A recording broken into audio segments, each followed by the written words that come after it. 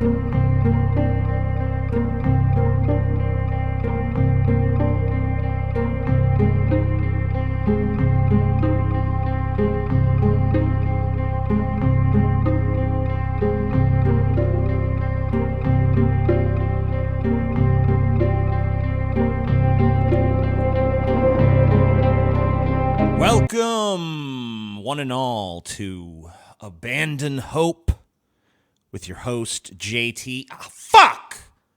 God damn it. I already fucked it up, dude. Shit. Okay, whatever. That's fine. We can recover. It's JT, TJ. It's TJ. Okay? How's everybody doing tonight? For those of you who don't know, usually on these Abandoned Hopes, I start off by kind of chatting with people, talking to people, reminding people of the Streamlabs and Super Chats that's available to them.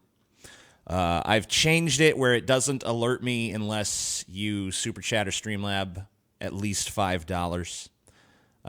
That's just to cut down on the interruptions when I'm doing videos.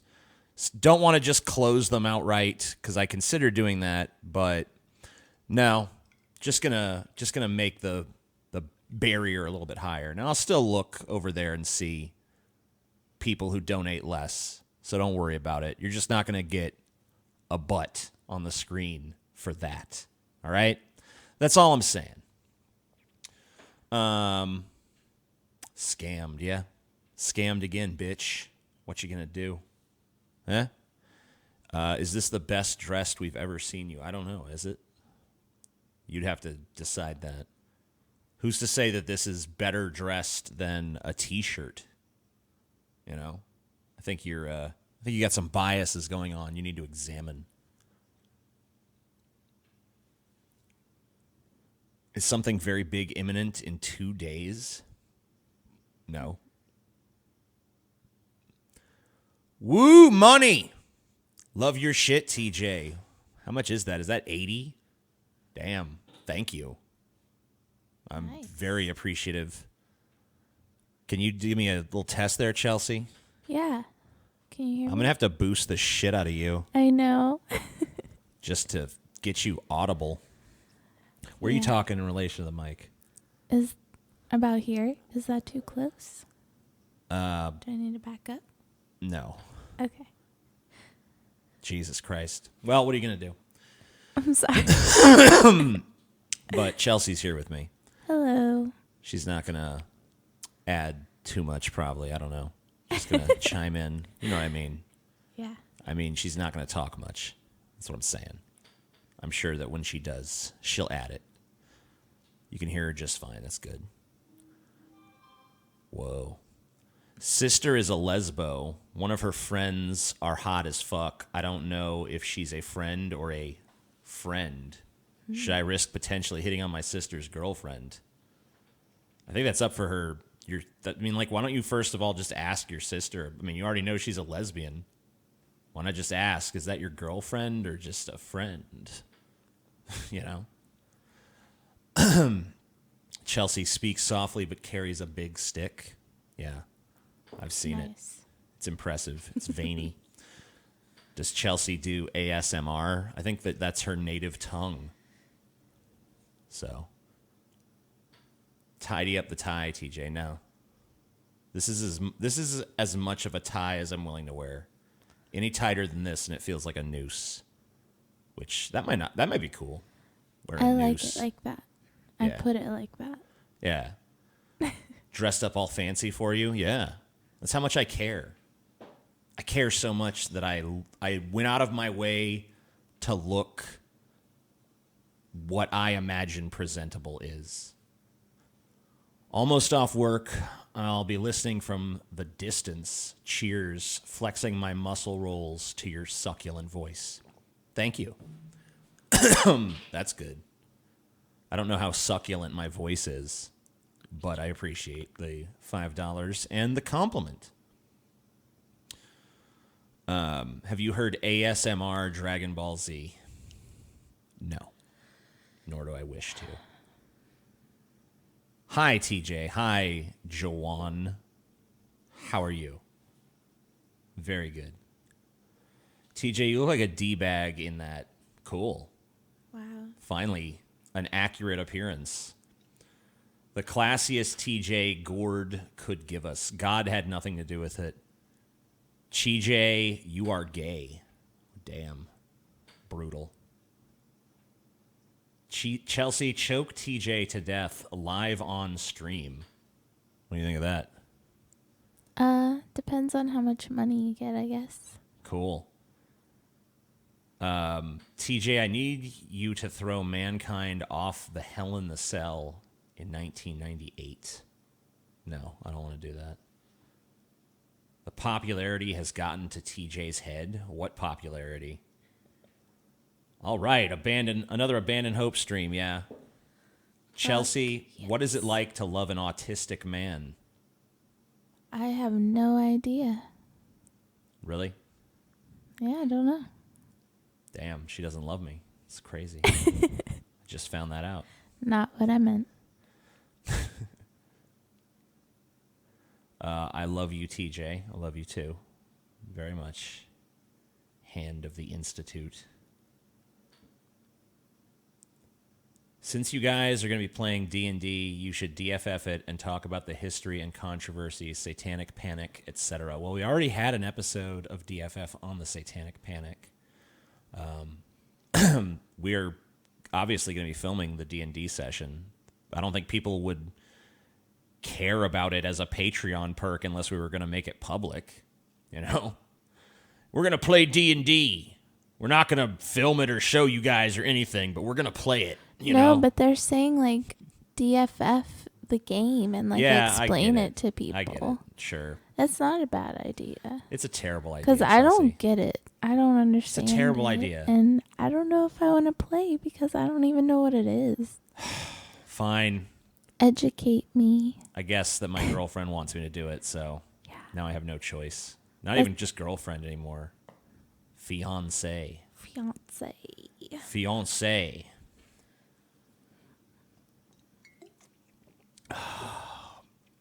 Who's sexier, TJ or Paul?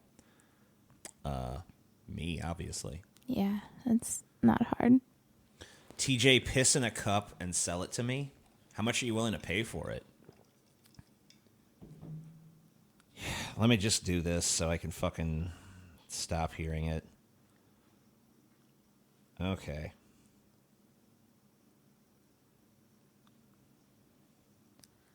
You got to chat. What is it? Hey, TJ, I gotta go down to 7-Eleven to get a snack. Do you mind not starting the show until I get back? Thanks, hugs and kisses. Oh, that's no problem. Like I said, the first 20 or 30 minutes of these is usually just total bullshit anyway, before we really get started. I like to give people a chance to get in and see what's going on. Let's see if Marilyn Manson is dead. Nope, he's not. Okay, you could stop trying to do that. Ha ha. Ha ha ha ha, so funny. Aqueduct Healthcare. Yeah. Squeaks. Hey, Yeah. the cat's here. Come here, kitty. He always wants to walk through the wires. Yeah. It's like the jungle to him. Come here. Tell them about his collar. Yeah, so you might notice this cat has no collar. That's because he keeps taking them off. We let him out because if we don't, he's crazy. And mean. We can't even tolerate his presence if he doesn't get out at least once a day. And he seems pretty good about it. But I don't want him going out if he doesn't have a collar on. Which, okay, now he's licking me. Which, he had a collar. He comes back one day without it. So today we bought him a new collar and got a new tag. Probably like $20. And today he comes back. Thanks for the tip. Today he comes back. Once again, sans collar. So he's obviously figured out how to take them off. So I don't know what to do now. Like, we just bought it this afternoon and just put it on him. And he comes back an hour or two later and has no collar. Yep. Fuck you, Squeaks. That was a nice collar. Had your name. What's your opinion on the Sweden Democrats winning the Elektrion? Whoa. They had an Elektrion, and no one told me. In Sweden, they are a far-right party. Doesn't surprise me. That wave of right-wing populism has kind of been sweeping such countries, especially because of the immigration crises going on there.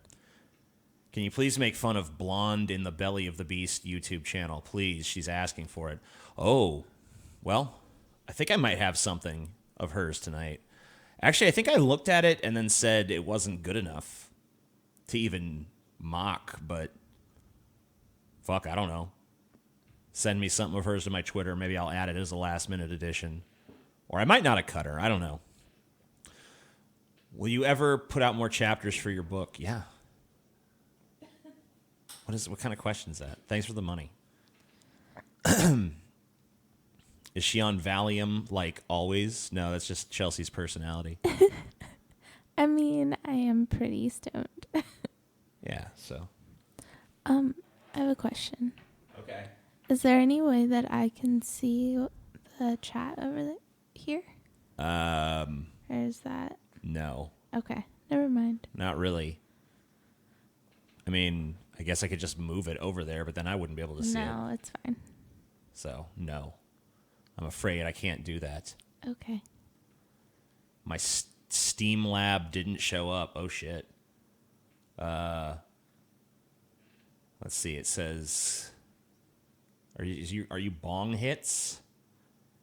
TJ, why did you ban Alex Jones? I'm just tired of his shit. You know? When I saw how mean he was to poor Marco Rubio, I'm like, no one treats Marco Rubio like that on my fucking watch. Ban him from Twitter and ban his app from the Apple Store. Giant tech companies will decide what sort of content we watch. Thank you very much. Makes sense to me. Because he's a bad person. He's bad. And no one should be allowed to watch him.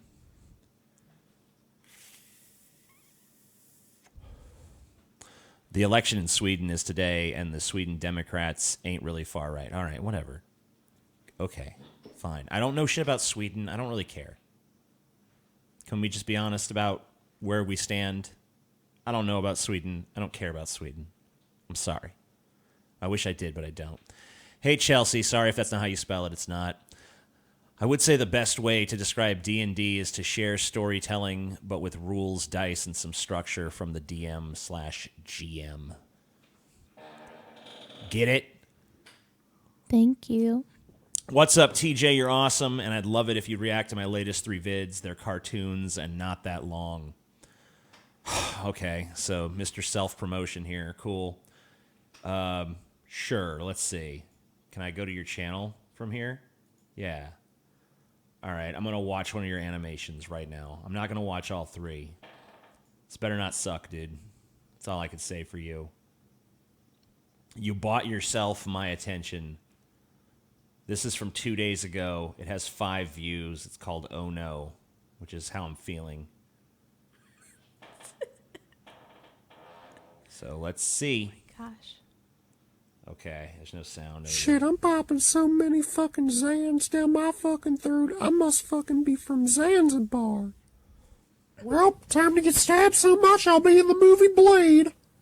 Oh no, I forgot to change the light bulb. All right, let me be the one to tell you this. It sucks. Sorry. Whoa. Did Alex Jones insult your muscle rolls? Yeah, he did. It's a terrible fucking animation, dude. It's terrible. Let's see. Maybe there's going to be a joke. Let's see. Oh! Okay. Fuck, time to do it all again and rehang myself. All right. Oh, wow, yeah. I see. Whoa. Man, this is really blowing my mind. Oh, What is the cat of 9 lives? Damn Garfield. yeah. Ho ho. Yep. Okay, then. Lord. Well, that's good. That's real special. Thanks a lot. I love it. I fucking love it, dude. It's brilliant. I ain't seen such brilliance in a fucking age. So if you guys want to subscribe to this dude, for I don't know what reason, but maybe you liked it. Sean McGinnis. Yeah.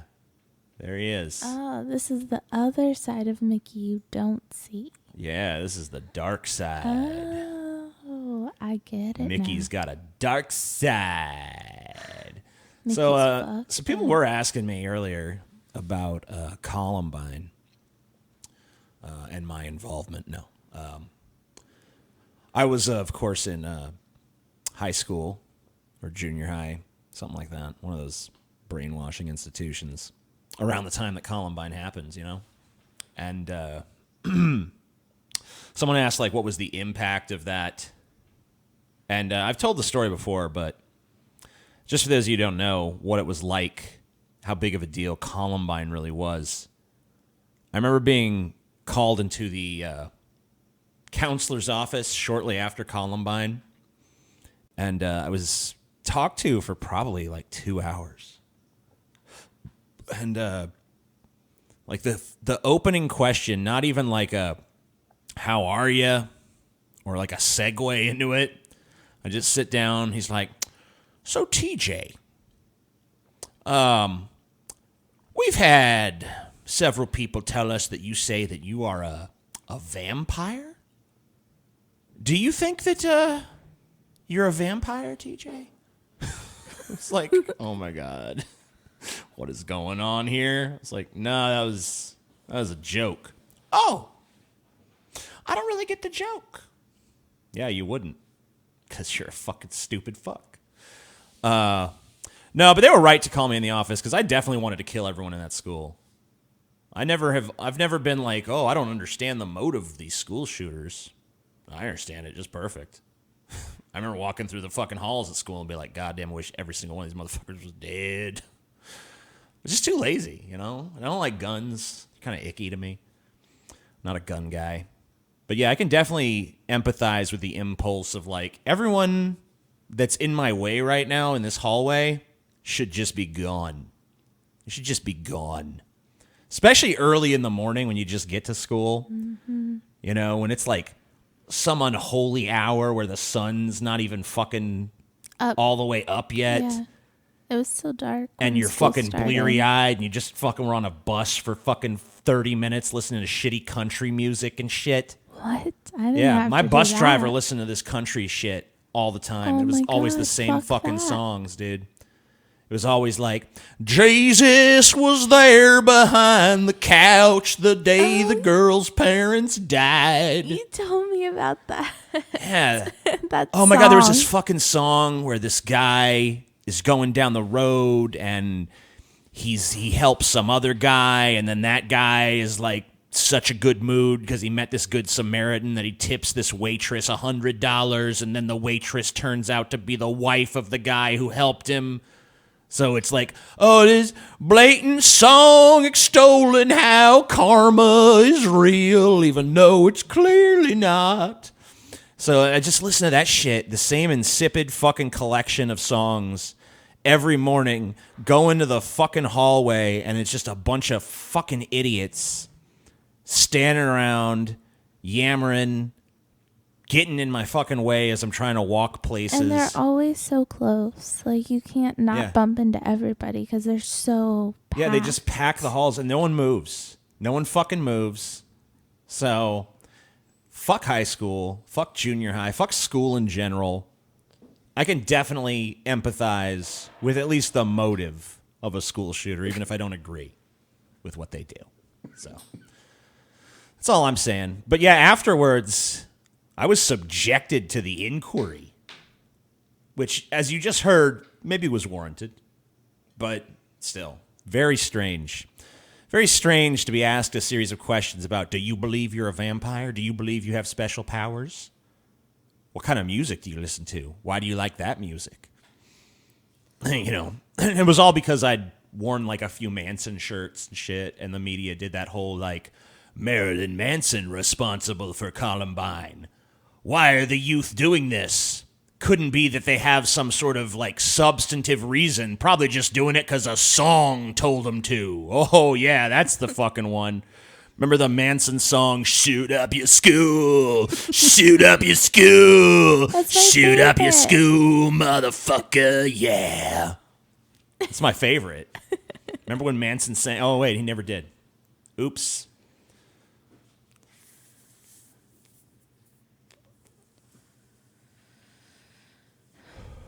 Oh yeah. I'm just gonna cough right in your fucking ears, and there's nothing you can do about it. So, yeah, they're black to blame in video games. I thought we resolved that dispute in the 90s. Like, we had the whole, like, video games done it argument in the fucking 90s. We argued it out. Everyone came to the conclusion, you know what? This idea that video games are responsible is pretty stupid. And now here we are, 20 years later, and it's back.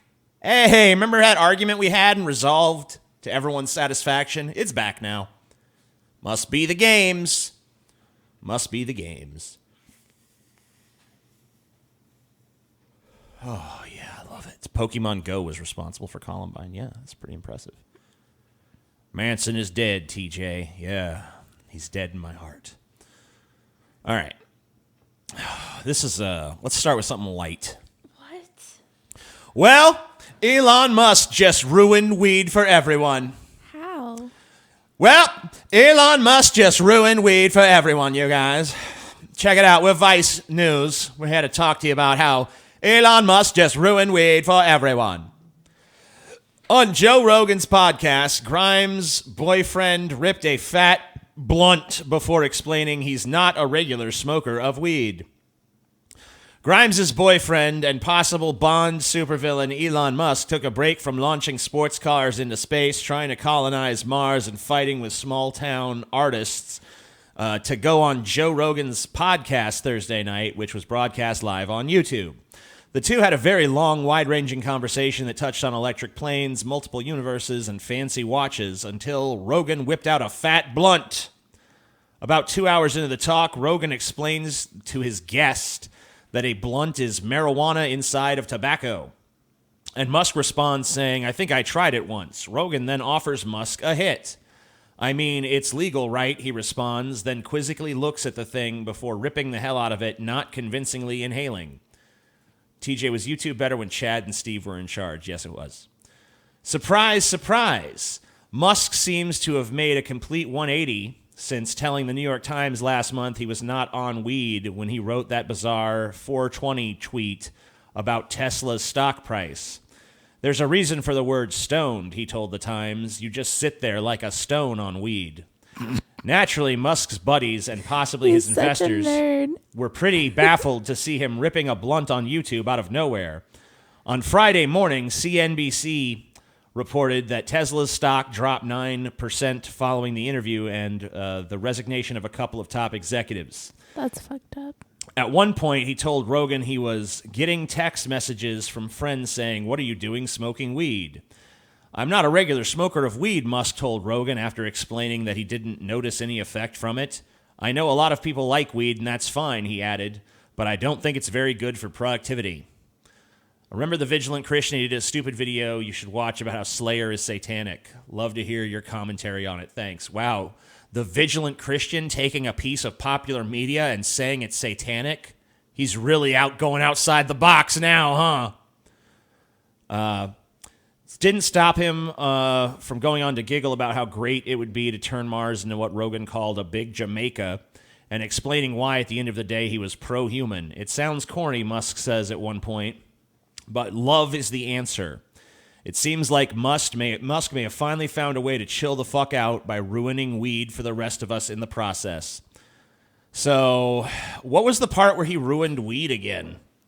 Yeah, that doesn't even make sense Like- after we read the article. I mean, like, nowhere in that article do you make the case for how Elon Musk ruined weed. I don't even understand what you're fucking talking about. Am I just, like, I don't get it? I like donating to your channel. Well, that's good. It's a real warm feeling. I've heard people even tell me that when they donate, they orgasm. I've heard it said.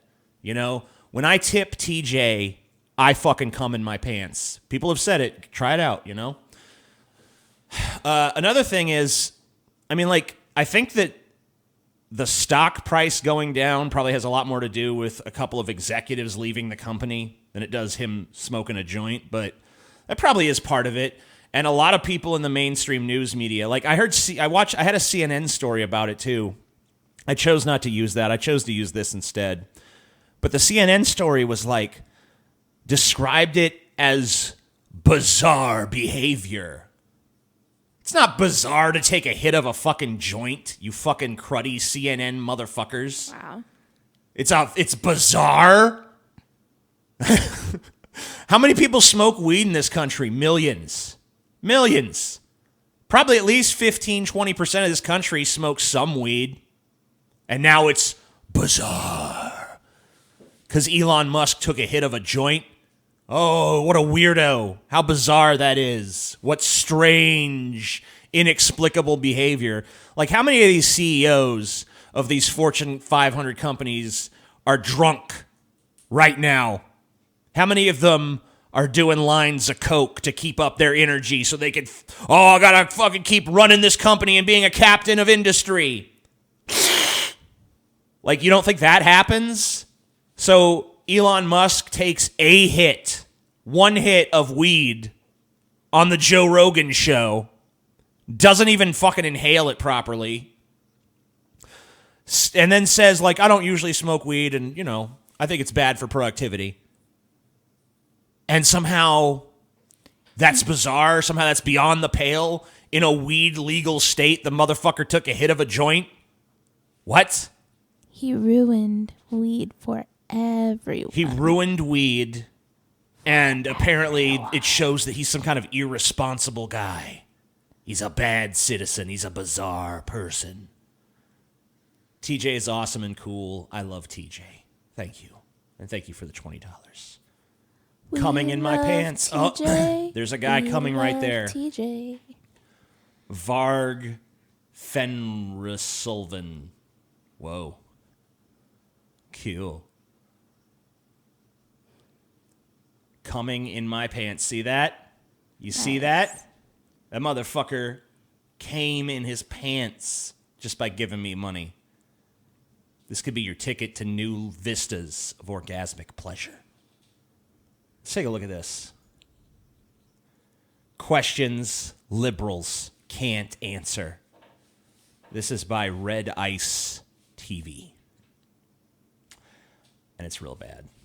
I've only watched the intro to it and the first question.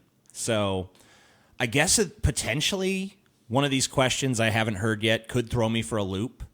Maybe there will be a point there. And I'll be like, whoa, I never thought of that. So I don't want to be too dismissive early on, but you'll see.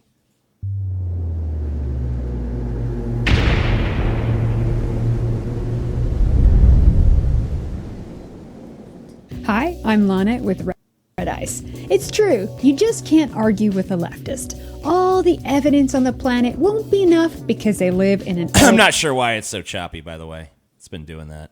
But whatever. Universe. Liberals are very bad at debating because they never do it. Because they only talk to other self-affirming, emotional stroking liberals and have had zero opposition to challenge them.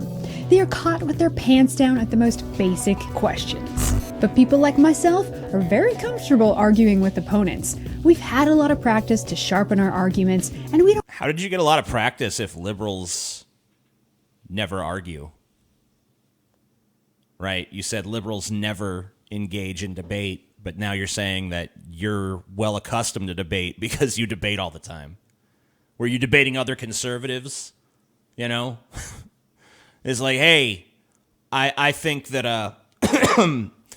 I think we need to have a 99% white neighborhood. No, I think 98 is okay. All right. don't crumble when people call us bad words. We deal with outrageous, never seen before censorship, banning, discrimination, defamation, and we're still here. Wow. As we Yeah, toughen up, courageous. they become even weaker. Here are questions liberals cannot answer. 1. Gotta start with this one. If you're so pro-mass non-European immigration, why do you live in a white neighborhood? They may say, well, this town has plenty of diversity. Yeah, down there, not where you live, up here. Why aren't you living in an immigrant refugee part of town? 2. Because I'm not an immigrant refugee. I mean, my neighborhood is not a white neighborhood. It's a neighborhood that is predominantly white. I live in a predominantly white area. I mean, like, first of all, I'm not even like, yeah, mass immigration to this country. Bring them all in. Just open borders. Let them flood on in. I'm not against immigrants. I don't really have a problem with foreigners. In fact, I kind of like being around people who don't speak English. When it's like I'm at a restaurant or something and the people behind me are speaking Spanish, at least I don't have to listen to their insipid conversation. At least instead of like, and so I told Debbie, like, oh my God, you cannot wear that. And she was like, I don't have to listen to that. I can just listen to people. Yeah, all right, whatever. I can just drown that out as background radiation. So, yeah, I really don't have a huge problem with foreigners, but I mean, I'm not going to go out of my way to go live in a fucking...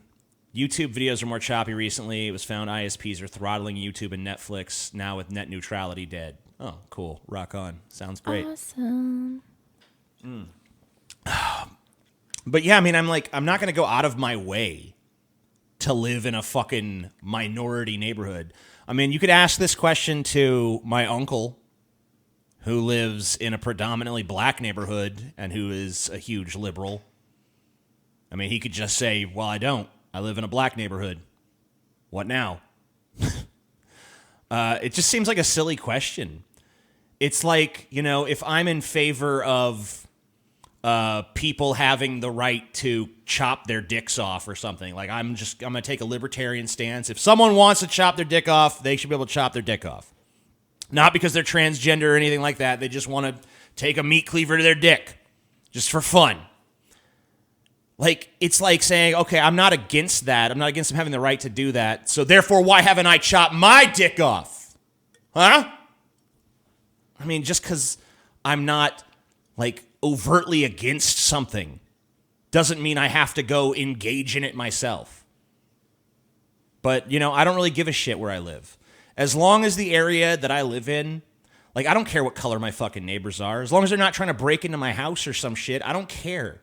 Our last neighborhood, most of our It was Asian. neighbors were We were living in a Asian. fucking Asian neighborhood. Yeah. I didn't give a shit. I wasn't like, oh no, these Asians. No, they were fine. Too many fucking slanty eyeballs around. I don't feel comfortable.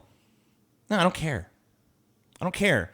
I don't care if my neighbors are black, Asian, fucking Middle Eastern, whatever. As long as The only they're thing I not care about loud is- and annoying, I don't give a Yeah, fuck. the only thing I care about is, do they mind their own fucking business? Do they allow me to mind my own fucking business? Yeah. If that's the case, I don't give a shit. What percentage of America can be white? 60%? 40? 15? I don't care. 2%? Oh my At what God, point who the is it fuck acceptable? cares? 3. At what point is it acceptable? It's acceptable at any point. I don't give a shit. It always has been. I don't care what. America's 90% white. All right. America's 30% white. All right. America's 50% white. All right. White people are extinct. All right. All other people are extinct. All right. I don't care. I don't really give a shit. I don't give a shit about what color people are. You know, as long as we live in a society that respects freedom and individuality and we're not fucking, you know, murdering each other in the streets and shit, I don't care. I don't care what fucking color anybody is. Why are you so obsessed? TJ is one of the greatest minds of our age. Don't let him being retarded fool you. He's always on point. That's very true. Very true, sir. I love At what that. point is it okay to have a border and immigration laws? 4. What At whatever point the American people and their duly elected representatives decide that that's the case. Right? If people want a border, which we have, by the way, they can have a fucking border. If the people of this country If the majority of people in this country say, you know what, we don't like the border, let them in. It's open borders time. Then that's also the will of the people. That's what this country's founded on. The prerogative of, democracy. And it's not a direct democracy. It's a representative democracy working in the framework of a republic. But the idea is, if I want open borders and that's my agenda, I find a candidate that says, open up them fucking borders, and I give them my vote. And if you don't want that, you go and you vote for the candidate that says, fuck no, we need closed borders. And maybe there's other people who vote for a candidate that's like, we need some border security, but we don't want to go too crazy. Whatever. And everyone votes. And at the end of the day, the fucking people who voted for the person with whatever idea wins. I mean, what's wrong with that? What's the problem? What percentage of the population do whites have to be before it's morally acceptable for them to be proud of their ancestors, their heritage? At what point can they... I mean, plenty of people are proud of their fucking heritage. What do you mean? I mean, have you ever met Chelsea, you grew up around Italians, right? Yeah. Didn't they just have a constant nonstop boner about their Italianness? Yeah. Yeah. Italians love being Italian. They jerk themselves off. Man, Italians, we the fucking greatest people. And Jewish people, too. Jews think they're the greatest shit. They're like, I'm Jewish. Those hey, are both. Did you know they're I'm white. Jewish? They're white. Italians are white. Jews are white. Fucking Spanish people are white. English people are white. German people are white. There's tons of fucking people who are proud of their fucking heritage that are white. They just don't say, I'm proud to be white. They say, I'm proud to be Italian. Or I'm proud to be, Swedish. Or whatever the fuck. I mean, from my perspective, having pride in, your pedigree is just stupid. Have pride in your own fucking accomplishments. You being Italian is not a fucking achievement. Just like you being black is not a fucking achievement. You being gay, that's not even a racial thing, but you being gay is not an achievement. I like sucking dick. That's not an achievement. I sucked 100 dicks last night. That's a fucking achievement. Be proud of what you have done, not genetic fucking happenstance. You had nothing to do with that. That's not something you fucking chose or did. It's not something that required skill or guile or intelligence or anything else. Advocate for their people with unions, orgs, and lobbyists, just like every other group. 5. When is it okay for a white guy to say, I am a proud, straight, white male? It's fine. Yeah. Who's stopping him? Who's fucking stopping him? A white guy who's a straight white dude could go out and be, I'm proud to be a straight white male. What's going to happen to him? Someone might disagree. It's about the worst that's going to happen. Someone might say, well, fuck you. I don't like straight white males. You don't think that happened to someone who's like, I'm proud to be a trans black woman? You're ridiculous. You're absurd. Yeah, everyone has the right to be proud. Everyone has the right to look at other people being proud and say, well, you're fucking stupid and I don't like you. You shouldn't be proud. You suck. Everyone has the right to have their pride. Everyone has their fucking right to heckle. Seems fair to me. When is it okay for them to be loud and proud? 6. What is so wrong when European women want to have white children who look like them? Instead of, ooh, your mixed race baby is so cute. How about, ooh, your little blonde blue-eyed baby is so adorable and unique. Oh my, yeah, no one has ever complimented a woman on a blonde-haired, blue-eyed baby before. Society would collapse. Surely society would collapse. TJ, What alternate fucking reality is this bitch from? you and I were both blonde-haired, Yeah, blue-eyed I was a blonde-haired, babies. blue-eyed kid. Guess what? Motherfuckers Ask our fawned over me. mothers. Ask our mothers. Yeah, ask my mom. Ask me. I remember it. Everybody I remember the thought- pinched cheeks. Oh Yep. my God, he's so terrible. Luckily, I grew up into an ugly fuck and no one cares anymore. Right. But when I was a little kid, yeah, people would fucking come up to my mom all the time. Oh my God, your child is so beautiful. My mom put me in those little toddler beauty contests. Oh, that's gross. Jesus Christ. My mom didn't go that far. Yeah, that's good. Eek. 7. For legal immigration alone, 1 million plus a year come to America. That's like importing a large city every... Sorry, what's the question? How many non-European people need to be in the country before it's okay to say that's enough? Once again, you can say that's enough. Plenty of people say that's enough. The president of the United States is a guy who says that's enough. People voted for him because he said that's enough. There's plenty of mainstream politicians who say that's enough. You act like this immigration issue has been pushed into the fucking underground. It hasn't. This is a very active issue being actively discussed within the framework of our fucking democracy right now. The fucking head honcho of the country is on your side. How long are you going to act like you're being persecuted? Do you find it scary that conservatives in the U.S. are moving farther and farther to the right? We're approaching on ethno-state territory. This is what they've always believed. This is what they've always believed. This is not new. This is not the late-breaking development. This is just conservatives realizing it's time to be honest. It's time to say, fuck the social mores and conventions that have held us back up to this point. We're just going to be honest and upfront. And if Trump, you can credit Trump with anything, I think you can credit him with that. Every year.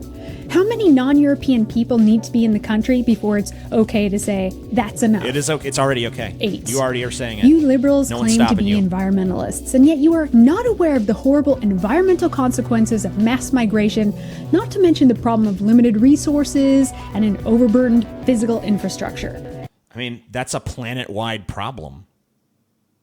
Those people are still going to do their polluting elsewhere on the planet. It's all a big interconnected system.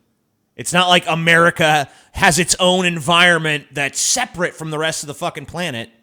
I agree with you, but it's not mass migration that's the problem there. It's overpopulation. There are too many fucking humans. Way too many. We need less. I'm a proud sexist, racist, misogynist Bernie bro. Calling me Winkle is anti-Semitic, though. Take my money, you whore. Cool. All right. Good stuff. Yeah, it used to be common knowledge among you. But we have so much and we waste so much. So the solution is to import the entire third world so they too can have and waste much and enjoy a first world lifestyle? There used to be a time not long ago when lefties complained about overpopulation, when white people were having babies, that is. But now they love huge populations of non-Europeans making... No, I don't. we don't. I don't. No, wrong. I don't want large populations of any of you. All right? I want this planet's population cut at least in half. I want Thanos to show up with the Infinity Gauntlet and go, that's what I want. And in fact, I could say we could go more than half.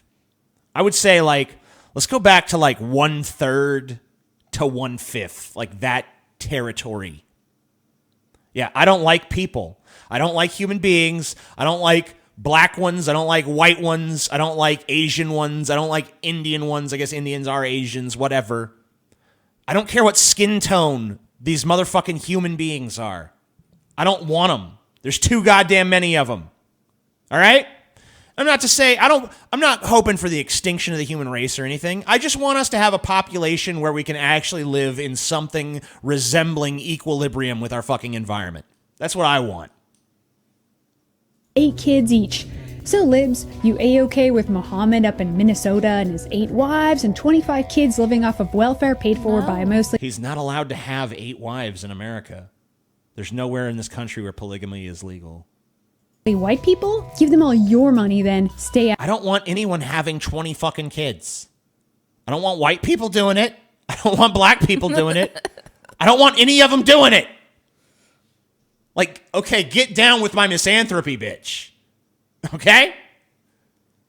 Out of mine. 9. Speaking of refugees, did you know there are people getting rich off the importing fake refugee business? 10. According to international law, refugees... I thought you were gonna explain that. Nope. No.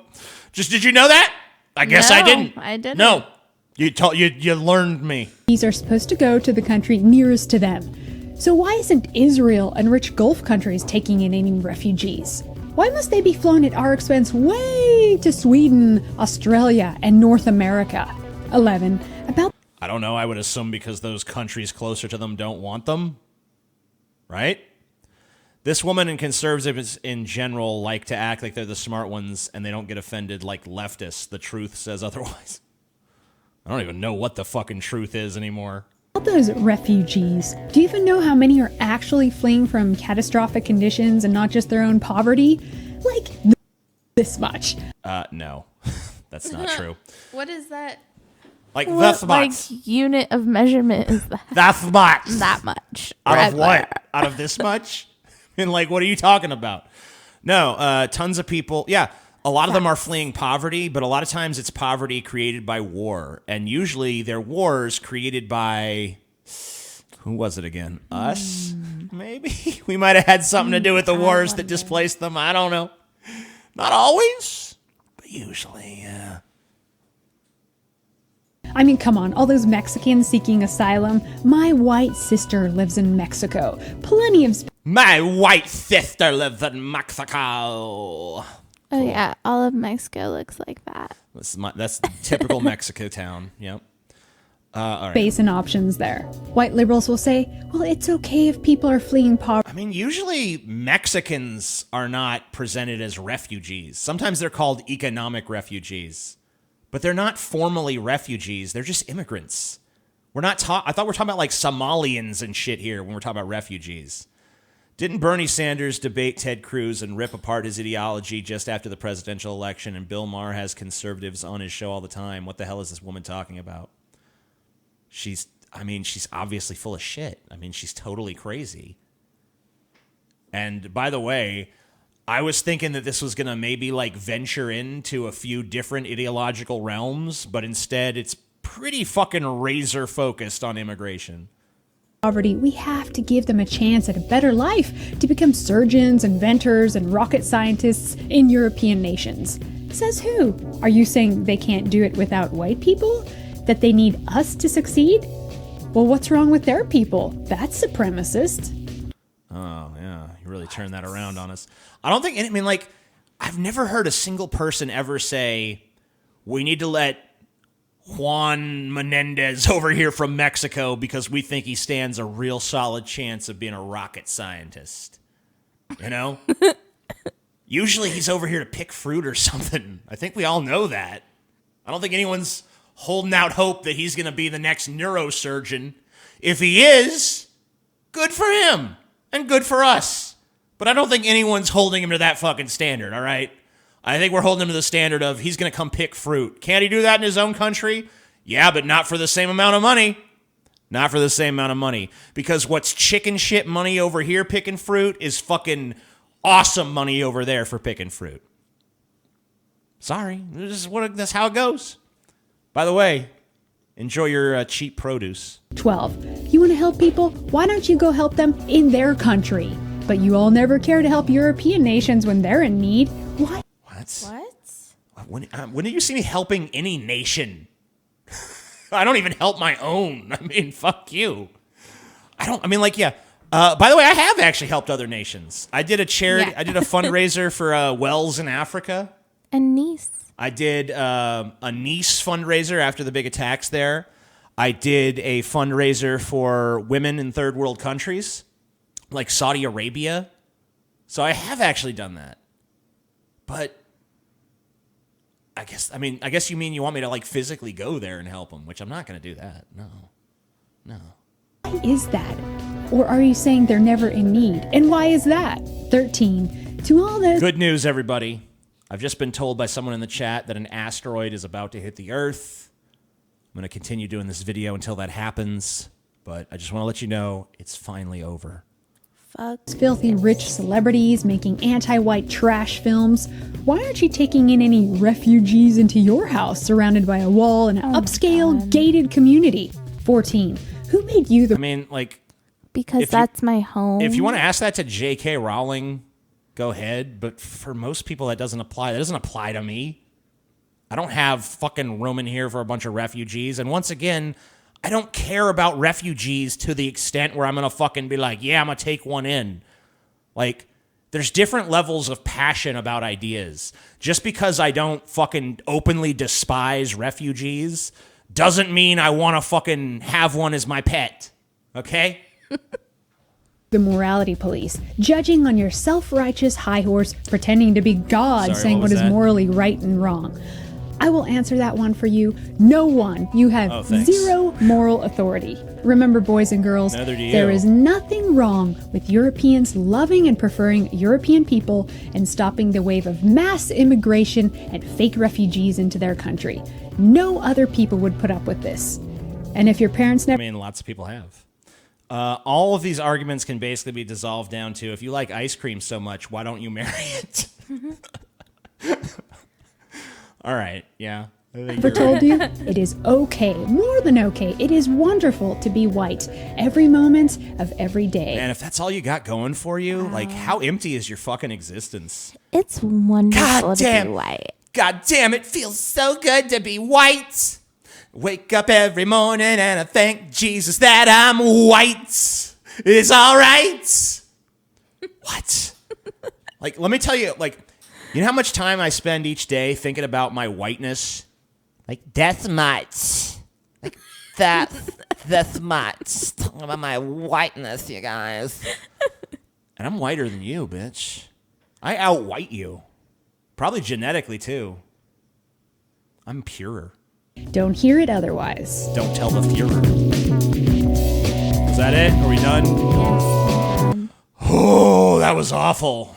Wow, that was wretchedly bad, dude. Thank white Jesus. Oh my god, dude. Wow. That was something else. Wait, no, there's more. What is all this? What does it go on to do? Dispel the Europhobes. Oh yeah. What do we do about censorship and deplatforming? I don't know. Ladies and gentlemen, in a time when... All right, no, thank you. No. No, thank you, guy with that haircut.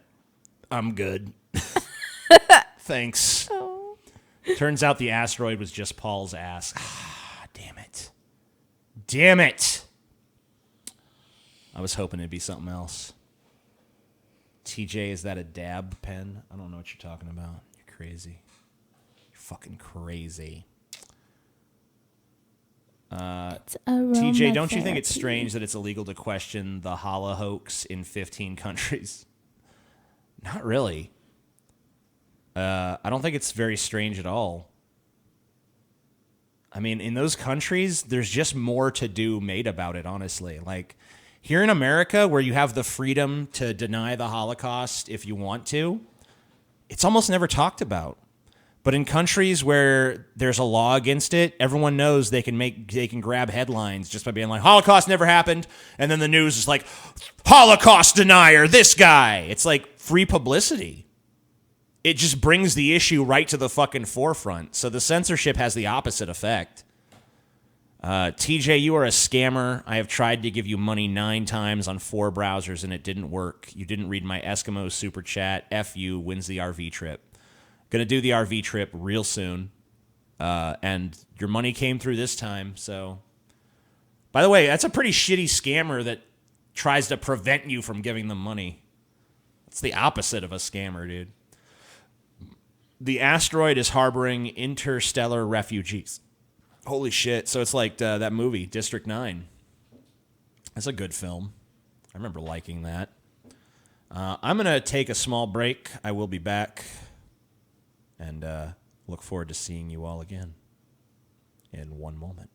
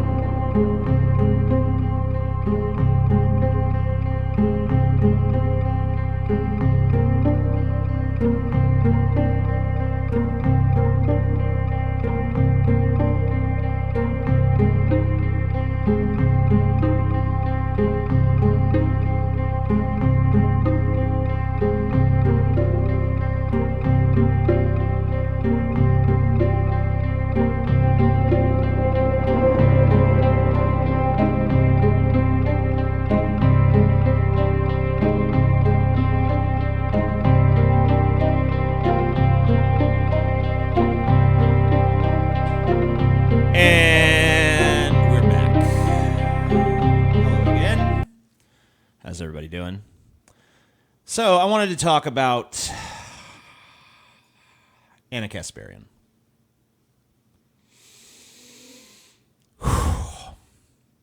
This is Ana Kasparian ripping into Dave Rubin. Now, I'm not here to defend Dave Rubin. I happen to agree with a lot of what she says about Dave Rubin. But it's still important to listen. Let's take a listen. But there's this whole notion now that it's a very intellectual thing to just allow people to come on your show and say whatever they want without challenging them. That's what real journalist is. I mean, that's a real intellectual. No, it's lazy. It's because you don't know anything. It's because you're nothing more than an intellectual lightweight, okay? And a perfect example of that is Dave Rubin. So I've been quiet about Dave Rubin for years, but I know Dave Rubin probably better than anyone else in this company because we were very close friends, okay? Went to dinner at his house every weekend until all of a sudden he's not liberal anymore. All of a sudden, after getting some funding from the Koch brothers, he's now a libertarian. We'll get to that in just a second, but the reason why I have such a huge problem with Dave Rubin is because he's had Milo Yiannopoulos on his show twice, hour-long interviews, and Milo was able to say whatever he wanted to say without any pushback from Dave Rubin, including anti-Semitic remarks. Here's an example. Well, let me take the ultimate example, what remains the big taboo in society, which is anti-Semitism, right? most of the Generation Trump, the alt-right people, the people who like me, they're not anti-Semites. They don't care about Jews. They may have some assumptions about Jews. They may have some prejudice about Jews, like the Jews run everything. Well, we do. The Jews run all the banks. Well, we do. The Jews run the media. Well, we do. You know, I mean, they're right about all that stuff. Now, what you do with that is the issue. But the reason they go on about I don't even know where to start with that, so just go. We do. It's a fact. This is not in debate. It's a statistical fact. You know, Jews run most of the banks. Jews completely dominate the media, vastly disproportionately represented in all of these professions. That's just a fact. It's not anti-Semitic to point out statistics. But you know, you seem to have you've missed what you agree with me on feminism. Like, it's not sexist to point out statistics. I'm suggesting to you, it's not anti-Semitic to point out that these things are true. Now, the anti-Semitism on the internet. Okay, that's not remotely true. That's not a stat. That's not a fact. It kind of is. Yeah. Jews are. I'm not going to tell you Jews run everything. That's stupid. But are Jews overrepresented in terms of their population size in media and in the banking industry? Yes. There are historical reasons for those things, by the way. And they have nothing to do with a Jewish conspiracy to control the world. But those are kind of facts. But whatever. And if you want to see how someone challenges that deeply anti-Semitic trope, watch my... I mean, how's it anti-Semitic? Jews are disproportionately successful compared to other races. Seems pro-Semitic to me. Interview with David Duke where I shred him. And every time he mentions a Jewish banker, I mention a non-Jewish banker. Why? Because I actually bothered to do my homework. That doesn't refute anything. The contention is not there are no Jewish bankers. The contention is Jews are disproportionately bankers. Like, a disproportionate number of bankers are Jewish compared to the size of their population. That's the contention. Pretty non-controversial to me. And I know that David Duke is a monster, and that if you're going to have a discussion with him, you have to actually rebut. He's a monster. Oh, them monsters. Ooh. Rah. I don't even like when people call like serial killers and shit monsters. It's like trying to say, oh yeah, what they did that's not something that I might be capable of. That's not something that human beings do. That's something that monsters do. So I don't even like it for that. But for you just to describe a racist as if they're a monster, he's not a monster. He's just a racist. Call him a racist. That's fair. Don't call him a monster. He's not. He's not. The boogeyman is a fucking monster. All right? The Leviathan is a monster. Cthulhu is a monster. These are just humans.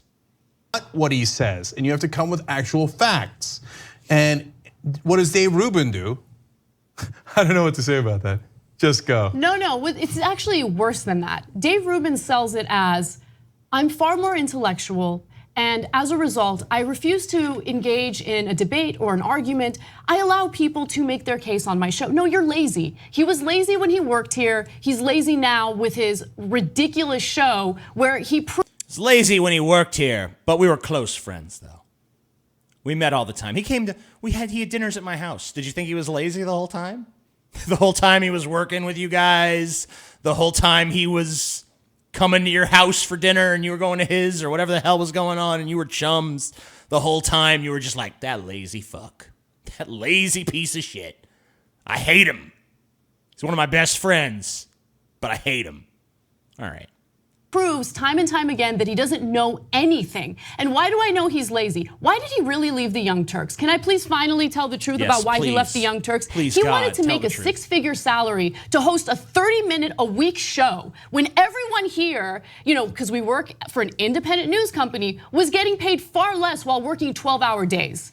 Sounds like a fucking pretty good decision to me. Doesn't it? I mean... All right, you get paid a six-figure salary for 30 minutes, or you can get paid less than that to work for 12 hours a day. And he had his own show. Yeah, and you get to be your own show, That's and we'll fund you. awesome. Did he sell out ideologically for that? Maybe, probably. That's not good. But yeah, don't act like that decision-making process doesn't make sense. I don't think you get to get indignant about it. That's why Dave Rubin left the company. And now all of a sudden he's getting funded by the Koch brothers, and all of a sudden his opinions are very different. He has no political identity. He is not an honest actor. He is not an intellectual. He is a fraud. Plain and simple, and he's giving platforms to people like Milo Yiannopoulos on his crappy show. That's who Dave Rubin is. Yeah, he's lazy, he's a fraud, he's full of shit. Now, before we get any further, this video is pretty poorly rated here. It's got about, can we scroll? Can we do that? Can we have some scrolling going on? All right, we'll do it that way, I guess. 11,000 thumbs up, 15,000 thumbs down. Some of these people in this chat are basically saying that this is because the Young Turks are jealous of Dave Rubin's views and shit. Dave Rubin's views are good. I mean, they're nice. I mean, about 133,000 views a day, getting about 631 subscribers a day. Those are good numbers. The Young Turks, though, I don't think they're too jealous of Dave Rubin. They're getting about 1.7 million views a day and about 3,000 subscribers a day. So I really don't think that it's jealousy here. I don't think that's it. But I wanted to show you another Ana Kasparian clip. I'm building a little case against Ana. This is right when Colin Kaepernick started doing his protest, okay? Colin Kaepernick refusing to stand for the national anthem. Let me go ahead and make that normal speed. Steam among other athletes in the NFL. In fact, other players are planning on joining him or have already joined him. Among those who are thinking about possibly sitting during the national anthem once the season begins, we have Cliff Averill and also Doug Baldwin. Ooh. So there they are, and ESPN interviewed them, and they had some really interesting answers that I want to share with you guys.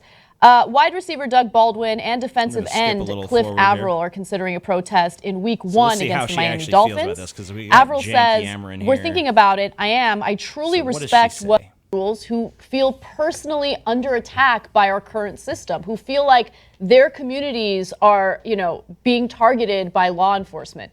And so now they're bringing this issue to you, and you're forced to deal with it. You're forced to acknowledge it because you're confronted with it, right? And I love that it's making people uncomfortable. And look at the consequences that have flowed from it. So shut up, Jake.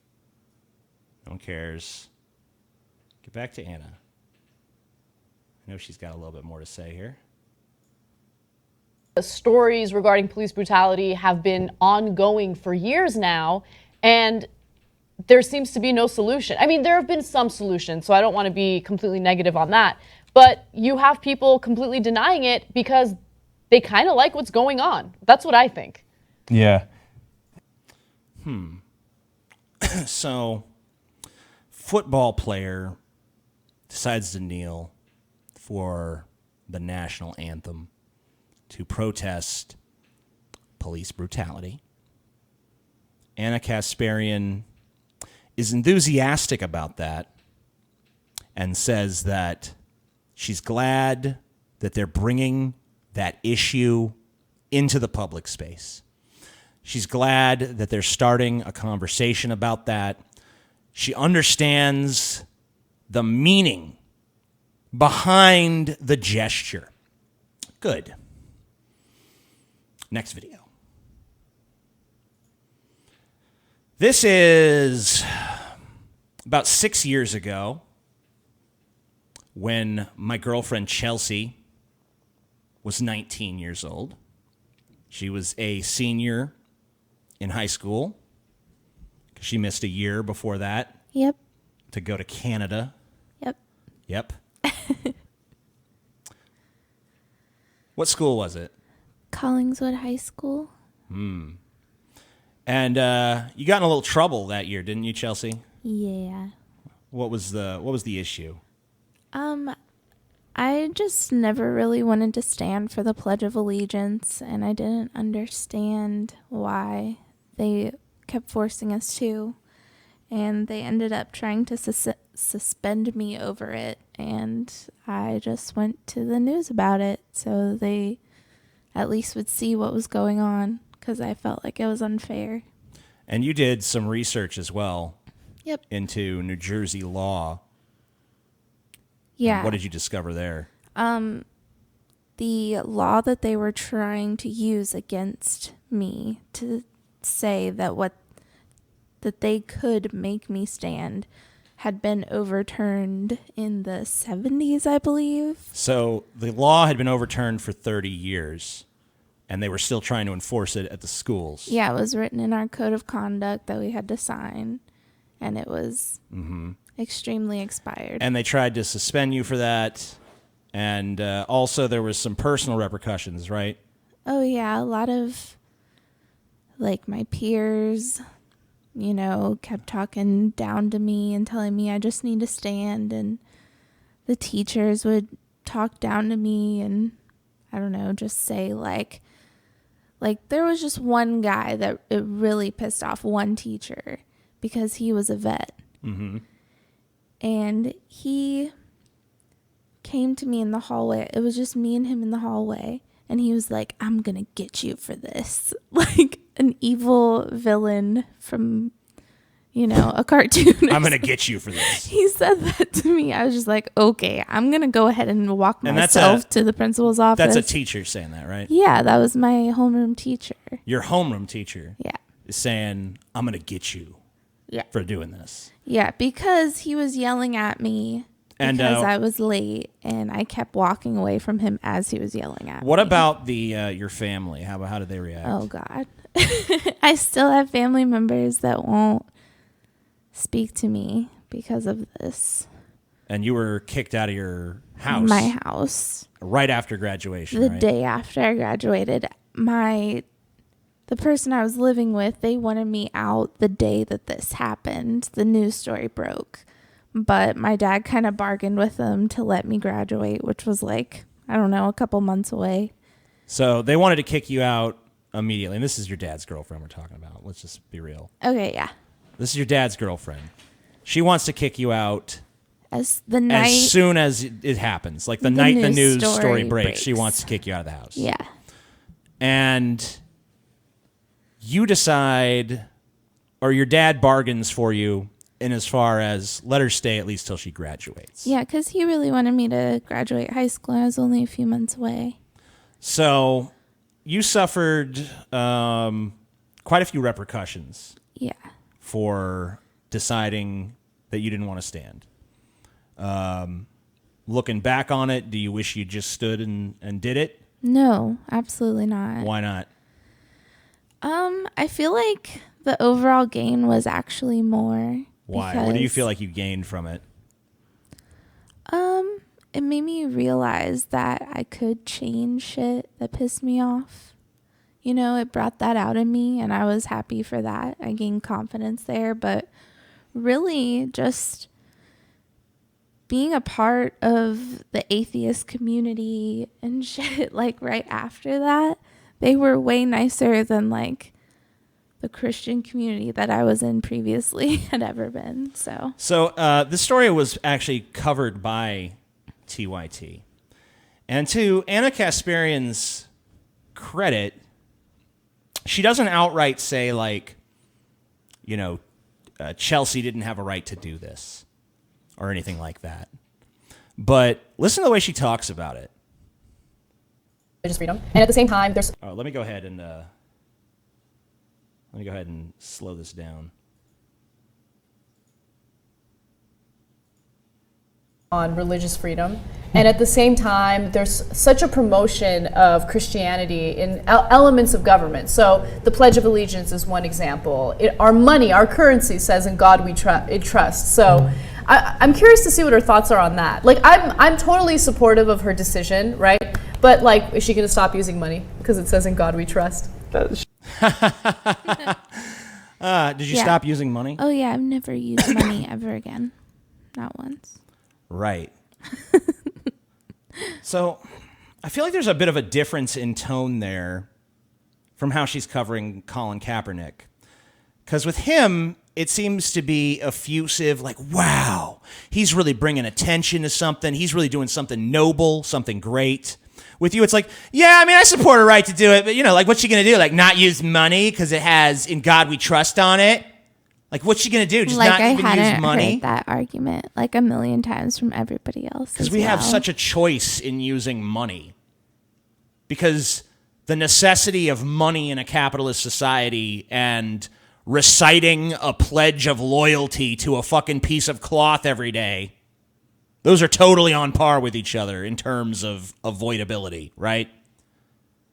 So let's, she says some more shit. She might use credit or something. Yeah, that's a good credit. Well, you should stand and recite it because Listen to this. I look, I think that you should be able to, or you should stand and recite the Pledge of Allegiance. It's patriotic. It's the Pledge of Allegiance, right? But wow. Seems like a very different attitude, doesn't it? I mean, you should stand for the Pledge of Allegiance because it's like patriotic to do that. So, millionaire quarterback, media darling Colin Kaepernick takes a knee for the national anthem, and he is a fucking hero. What a noble sacrifice that millionaire just made. But fucking high school student with no one backing her up. Not her family, not her friends, not any goddamn buddy. Takes a similar stand, not from a position of being a millionaire. And it's like she's a fucking joke to you. Well, fuck you, Anna Kasparian. You're a phony. You're a fake. You're a fraud. Go fuck yourself. That's my Anna Kasparian thing.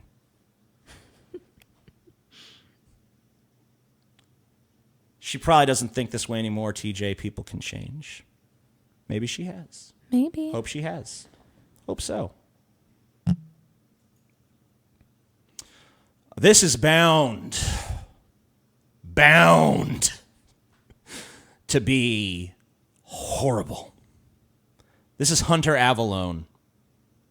Full speech at HSLS. I don't know what HSLS is. I don't know what it is.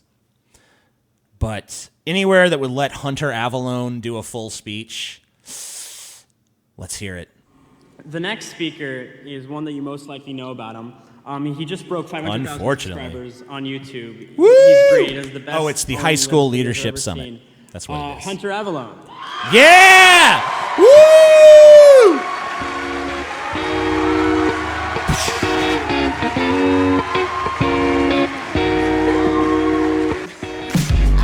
God damn, he's awesome.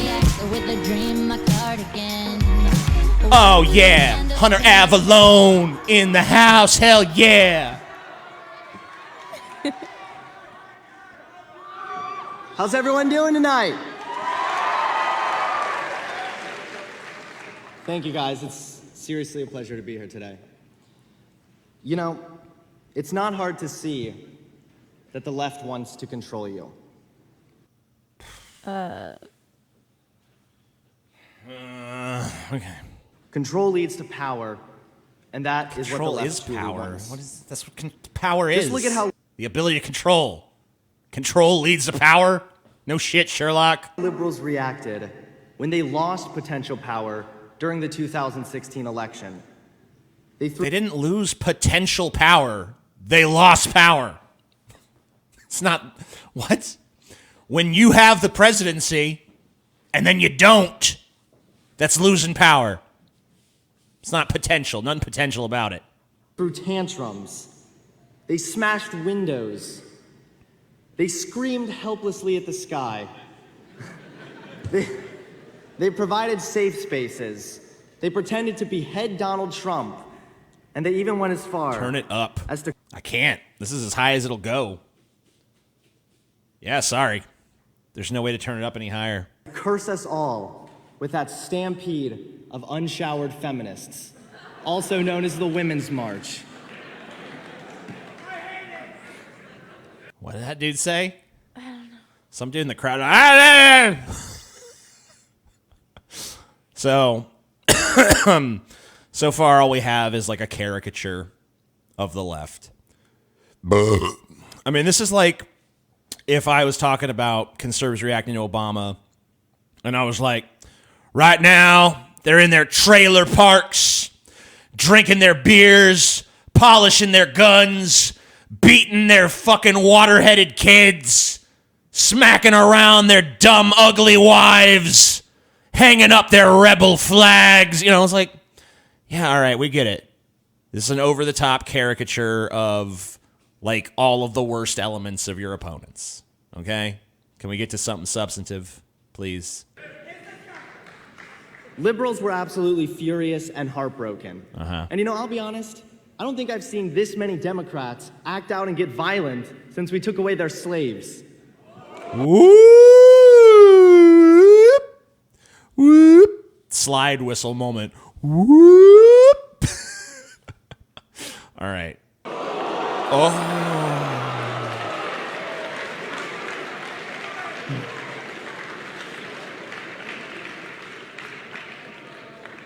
Almost every liberal agenda, every liberal talking point can be traced back to the core goal and even the core outcomes at times to control. The left wants control. That's what this whole politics thing is about. This is two factions, two different ideological factions, which encompass a bunch of smaller factions within each of them, vying for power and control. That's what politics is. This is not like some exclusive, like, you know, the left want power, while meanwhile us right-wingers want, well, yeah, also power, I guess. Like, if I go up to a fucking right-winger and say, hey, do you guys want power? They'll just say, yeah, hell yeah, we want power. Give us power. Thanks for the money. More specifically, they want to control you. First things first, what are they the gonna make me left do? wants to control the youth. We have a lot of conservative... You're speaking at the high school leadership summit, right? With the big I Heart Capitalism sign on one side of you and with speakers that come out and say like, these lefties are a bunch of fucking cocksuckers, huh, kids? And then you're saying they want to control the youth. What are you trying to do? What is this entire conference trying to do? What is this for? You know what I mean? Is this guy a high schooler? No, he's not a high schooler. Oh, okay. He's just a YouTuber. Oh, so he's trying to shape what they believe. Yeah, so it's a bunch of high schoolers in the audience listening to this. Bunch of conservative high schoolers showing up for the high school leadership summit. And to be told, like, the left wants to brainwash the youth. Youth that I'm brainwashing. It's like, whatever, dude. Like, I mean, like, how do you not see that everything you're saying applies to you? How did you miss that? high schoolers here tonight, right? Woo! Yeah, that must really suck. I mean, I was lucky enough to be homeschooled, but you guys got it really rough. I mean, you walk into... It's lucky enough to be homeschooled. The only chick I was able to check out at school is my mom. I was lucky. School and you're surrounded by people, you don't know if they identify as a boy, a girl, or a toucan. I mean... If they identify as a toucan, I'm okay with it as long as they give me Fruit Loops.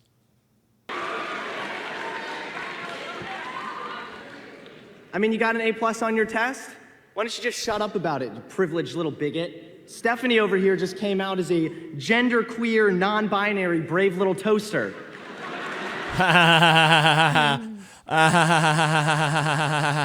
What? Sorry, what? What's the joke? Someone came out as a toaster and they're getting applauded, but someone who gets an A is not?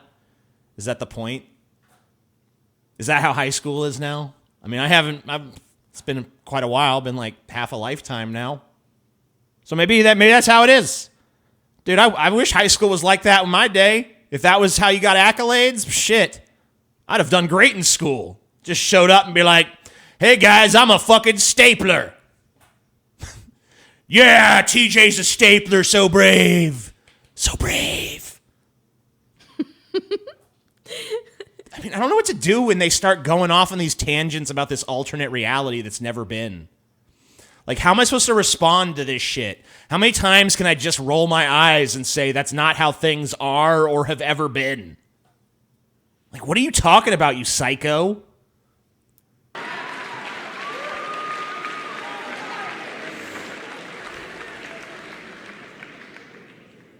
And I get it, you know, you're a little scared to talk to Z because if you mess up their pronouns, well, you're getting expelled. But you're also not talking to them, which probably means you're transphobic, and now you're getting expelled. Damned if you do, damned if you don't, conservative kids. You just can't win in this new topsy-turvy liberal world, eh? What am I watching? How is there fucking 18 minutes of this? Does he get to a point? Is it all just like this? Is it just bad joke after shitty never happened situation over and over again? Rinse and lather and repeat? Lather, rinse, repeat. Sorry, got the order wrong there. But the left wants to control the youth. They want to control you guys because if the left controls the youth, the left controls the future. The leftist agenda is already being fed to children. Children as young as 3 years old are being taught about being non-binary. Kids in high school are being encouraged to be anti-Trump. And the left glorifies you. Let me tell you something. I don't know I'm sure that some 3-year-old somewhere has been taught about non-binary in some super liberal fucking school, some fucking place. But I can tell you this. Like when I was going to high school in fucking rural white-ass Louisiana, guess what?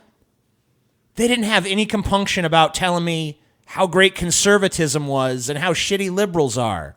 Mm-hmm. Like, yeah, if you go to school in a conservative area, the school is probably going to have more conservative values.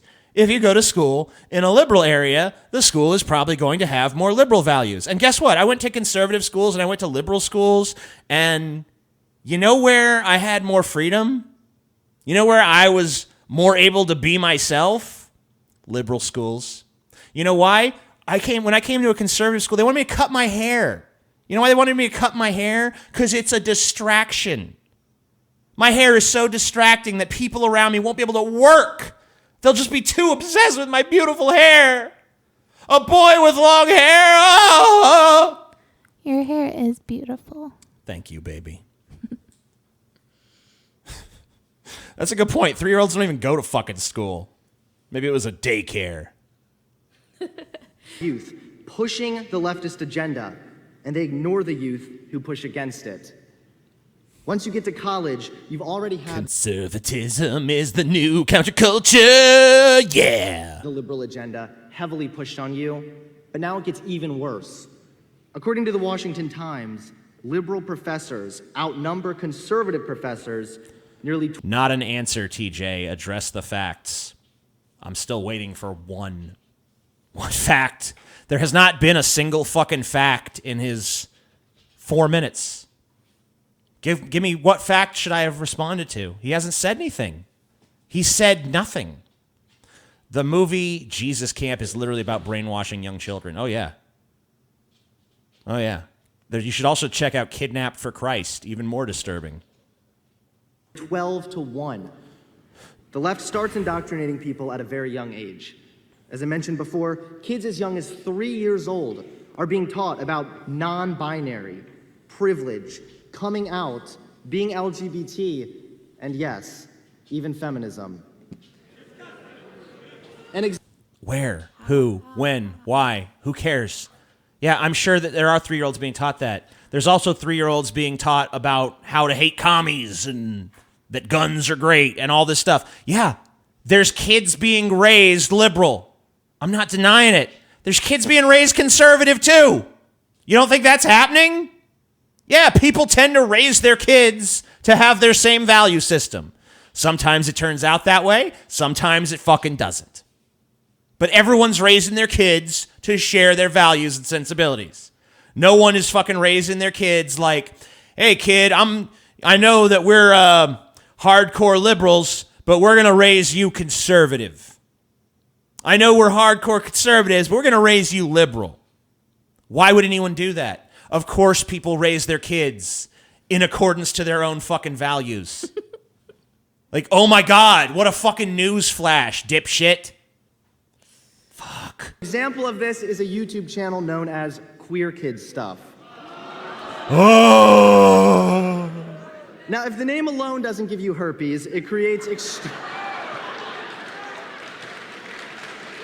Keep away from me, YouTube channel that I'm perfectly capable of never watching. Extremely liberal videos for children as young as 3 years old. Oh, that's where he's getting Although it. it only has 11,000 subscribers, it is endorsed by the Huffington Post and recently raised... All right, so an obscure YouTube channel with 11,000 subscribers, and you're shouting it out to probably more people in the room than actually watch any of the fucking videos on it. Like, why are you giving this attention? If this was like the biggest channel on YouTube, or it was even a big channel in the first place, then maybe you could fucking try to make some kind of case against it. Maybe you could try to make some kind of case for why it's wrong or it's bad. But it's some obscure fucking channel on YouTube with 11,000 subscribers. That Huffington Post endorsement doesn't seem to have helped it. Doesn't seem to have fucking helped it. So who gives a shit? Who gives a shit? Not me. Raised over $20,000 to continue the production of the horrible show. My Patreon makes that in a month. Who gives a shit? The left knows if they can indoctrinate impressionable children, they have a higher chance of future control. According to Association for Psychological Science, a 2010 study... You know, when I was a kid, I was subjected to all kinds of, like, Bible story bullshit. No one gave a shit. Here's the Bible. You're a Christian, because we said. Yeah, people try to indoctrinate their fucking kids. People try to raise their kids to have their same value system. Once again, it's not unique. It's not special. It's not even interesting. It's like a no shit thing. No fucking shit. If you're a fucking super lefty, you're going to try to raise a super lefty kid. If you're a hardcore right-winger, you're going to try to raise a fucking right-wing kid. And so on and so forth. People are going to try to instill their value systems into their kids. That's what's going on. But it is limiting for conservatives in a society where the media and Hollywood are cultural Marxists that are against political diversity. There's plenty of conservative shit out there. There's plenty of Bible cartoons they can watch. There's plenty of fucking shit that's made for these uptight, upstanding, moral families to watch. There's plenty of alternatives to the Hollywood system. And the Hollywood system even cranks some of that shit out every now and then. What about that Lion, the Witch, and the Wardrobe that everyone had a big old boner for? What about the Passion of the Christ that every son of a bitch Christian in this country went to go see and cry at? There's tons of shit coming out that's for conservatives, for Christians, and all them. And in fact, most content produced by Hollywood is not cultural Marxist. It's totally apolitical. Like, there's not a whole lot of political messaging in most mainstream fucking films because they don't want to alienate anybody. Yeah, do they make some super lefty films? Of course they do. Hollywood is super lefty. But is every film that comes out of Hollywood super lefty? Not even close. Most of them have no political message whatsoever because they realize that that sort of thing usually hurts box office.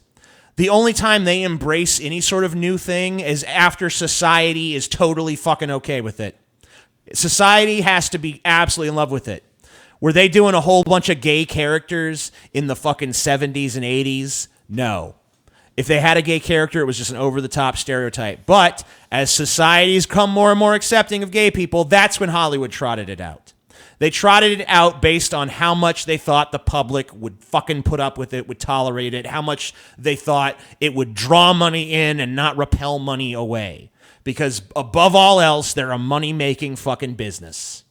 And whatever market they can pander to make that money, they'll do it. I guarantee you a Hollywood liberal will make conservative propaganda if they think they can make a fucking dollar. Because they don't give a shit about anything beyond making that money. Found that 3-year-olds specifically are generally trusting of what people say to them. They're learning how to talk. If you don't want your kids watching that channel, don't let them watch it. Right? Right. If you're a fucking super lefty and you think Queer Kids or whatever the fuck it is good programming for your kids, and you've looked at it and you said, yeah, I think I'm okay with this, and this is the kind of messages I want, let them watch it. Encourage them to watch it. If you don't think that that's good stuff for your kids, don't let them watch it. I mean, we've had this argument over and over again. When I was a kid, you know what the big fucking controversial thing was that no one was allowed to watch? The Simpsons. That's right, a show that by today's standards is so fucking bland, so fucking vanilla. No one could ever imagine not being allowed to watch The Simpsons. But when I was a kid, it was like, oh, this is going to destroy the family unit.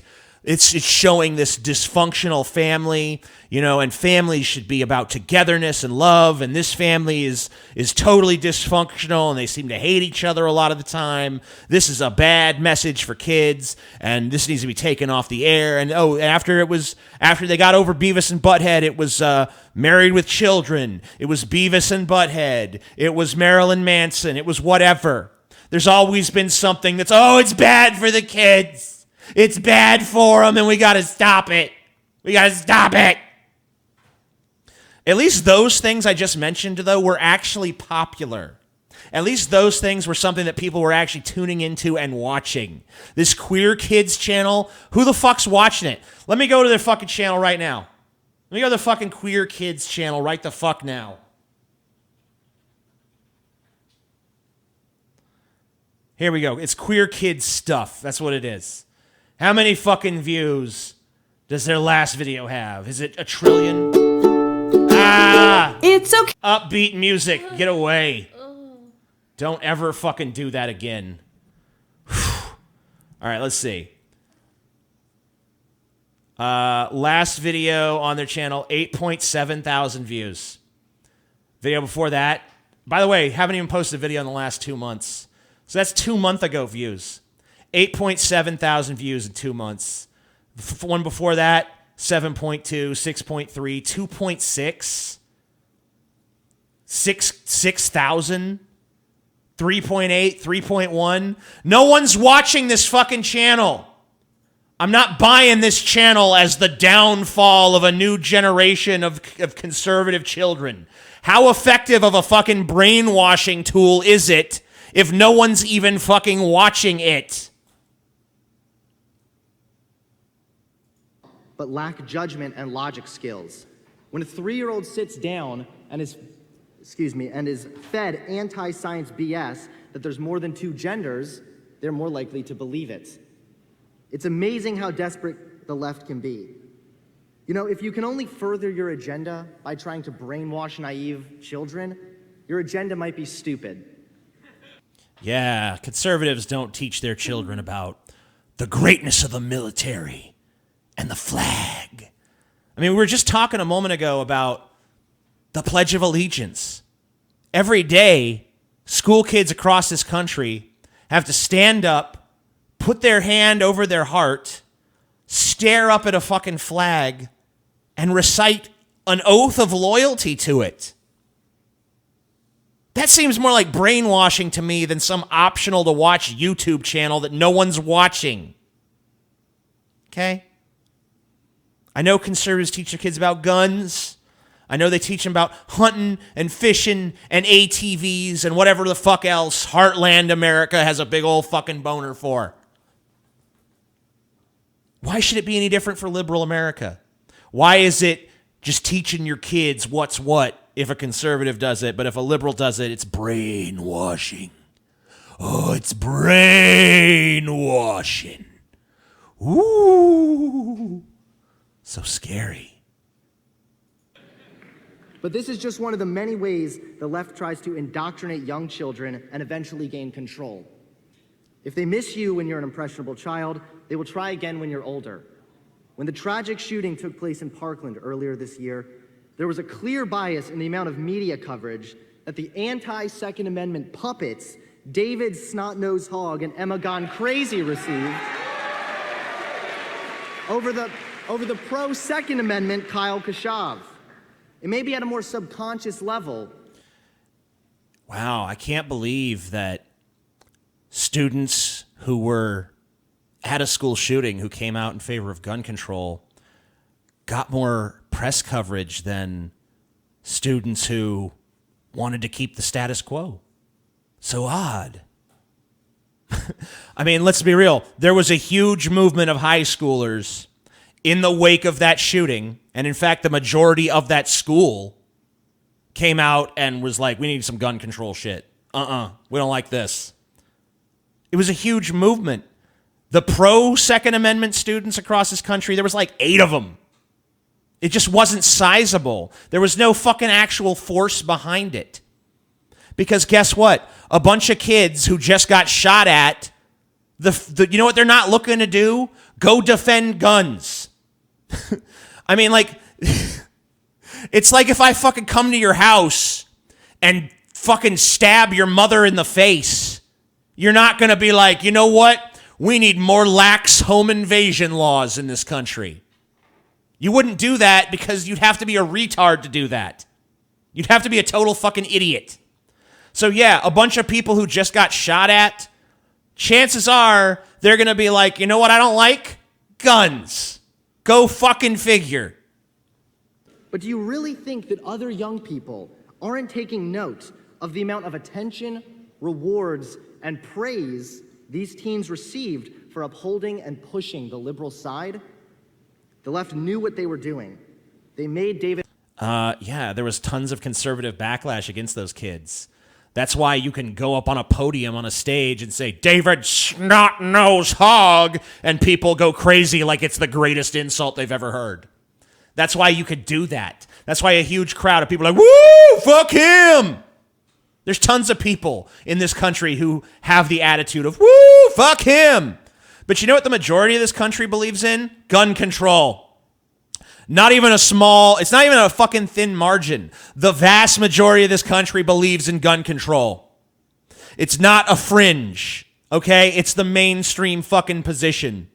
But it can't happen because the gun lobby is too fucking powerful. It can't happen because you guys that are so pro-gun that you're stupid are a vocal minority. Every fucking poll comes out. Every fucking protest demonstration against guns is huge in comparison to the ones in favor of guns. Huge. But it doesn't happen. It'll never happen because the gun lobby's too powerful and there's too many people in this country who are just they're single issue voters and the only thing they care about is no one's coming to take my guns. And people honestly don't want to fuck with them because they talk a bunch of crazy shit. They say shit like, you come for my guns, I'll give you the bullets. You could have it when you pry it from my cold, dead hand. They're saying that for them, their ability to own guns is like a Civil War level issue. If we try to take their guns, we're asking for Civil War too. So that's why it can't happen. Because of a threat of violence coming from your side, dipshit. David Hogg famous. David Hogg is an idiot who adamantly detests conservatives. David Hogg is now influencing young minds everywhere. Unlike this guy up on stage who obviously is very fair-minded towards liberals, right? David Hogg detests conservatives. David Snot-Nosed Hogg and his posse of liberal, evil, fuckwit, twit assholes who suck and are fundamentally evil and wrong in all ways are totally unfair towards us conservatives. Like, listen to what you're saying, dipshit. You can't complain about them hating you if you spend fucking 6.5 minutes hating them. And you're probably going to continue to hate on them through the rest of this fucking presentation. You can't whine about how one side's not being civil when you're not being civil either. You're just like a little Ben Shapiro Jr. And the left is winning over more and more youth, solidifying future control and power. Not necessarily. I mean, the youth always tend to go liberal. A lot of them, they get older, they get a little more jaded and cynical, and they go to the right. That's always been how it's happened. Back in the 1960s, it wasn't a bunch of old men out there fucking with long hair and like, whoa, man, peace and love. No, it was a bunch of punk-ass kids. It's always been a bunch of punk-ass kids. And then they get older, they get a little greedier, they get a little bit more fearful, and they become conservative then. That's how it works. That's how it's always worked. Finally, the left has clearly infiltrated our college campuses, giving them yet another chance to gain control of our youth. I mean, have you seen what college does to people nowadays? It's like, you know a nice girl? She's heading off to college, so you want to be polite, so you go ahead and let her know, hey, good luck, you got a bright future ahead of you. Yeah, 2 years later, she accuses you of sexual harassment for speaking to her without her consent. Wow. Really? I mean, it doesn't happen, dude. That just doesn't fucking happen, okay? I mean, I admit it, okay? Sometimes the definition of what consists of sexual assault can be a little bit blurry. Like, there's been instances where people flirting a little too aggressively have been accused of sexual harassment or sexual assault, and I don't agree with that. But no one's ever been accused of sexual assault, at least not credibly, where anyone else took it seriously because they walked up to someone and said hi. No one's ever been like, oh, hey, Chelsea, how you doing? What? You just raped me, cis white male oppressor. No. Hasn't happened. It just hasn't happened, okay?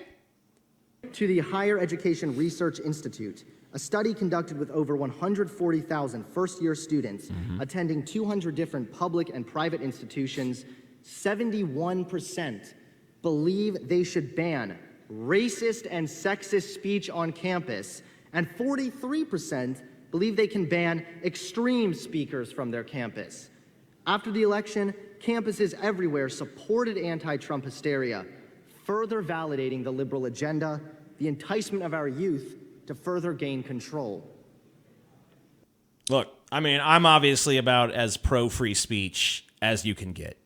So if that's an accurate statistic where 71% of people are saying we need to ban this speech from campus, I'm absolutely against them. Absolutely. And you know what? I'm against them on the left. I'm not going to defend them on that if that's true, which it's coming from you. It's kind of dubious. When the left validates the hurt feelings of offended students, they are validating what the students believe to be true. It doesn't matter if it is or not, but the left tells these students that they are right in what they feel and believe, leading to the creation of a liberal.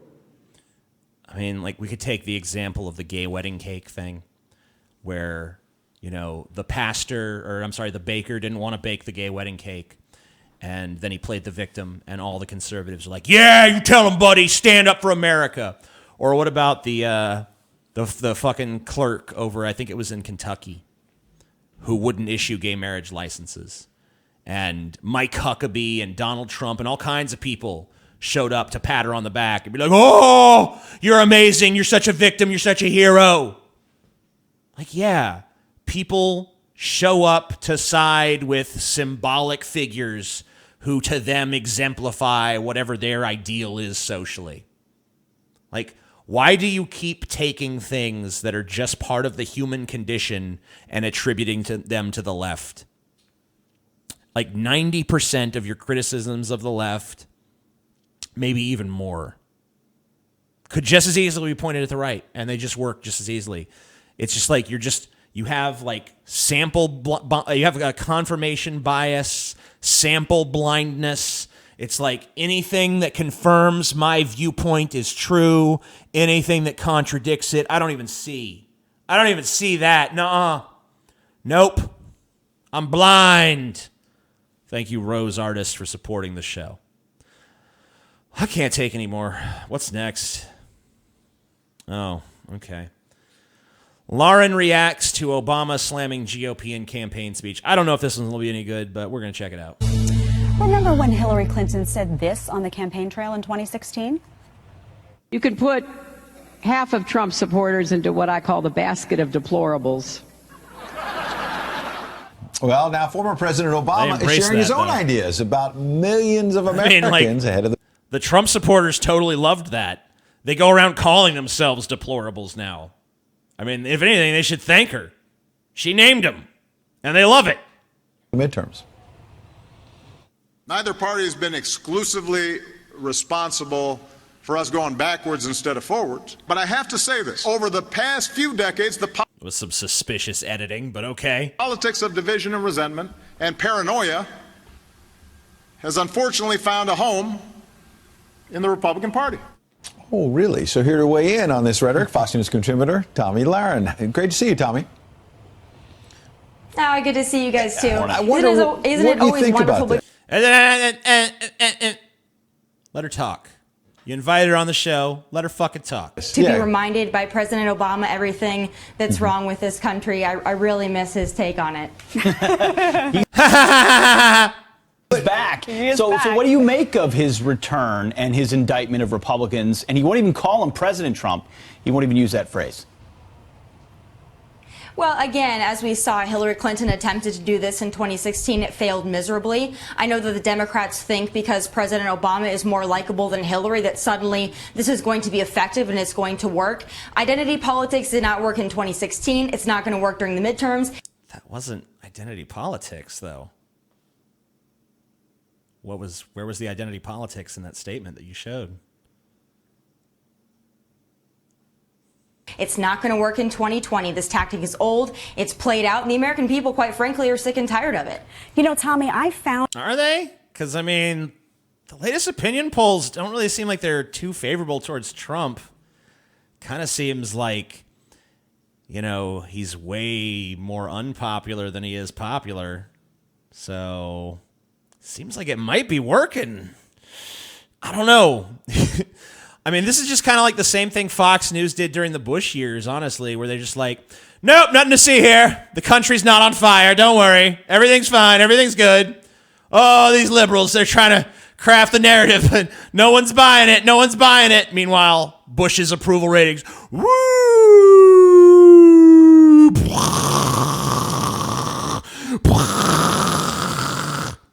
So... I don't know. I kind of think maybe people are buying it. Found his defense of his record to be kind of a cry like of desperation because people are seeing that Trump's policies are working for people. And here you have Obama. People are seeing that. Let me go ahead and check Trump's latest polls again. Let's just see how much they're buying into that. Let's see. I'm going to go to 538. I think that's what it's called. It's like a little aggregator, right?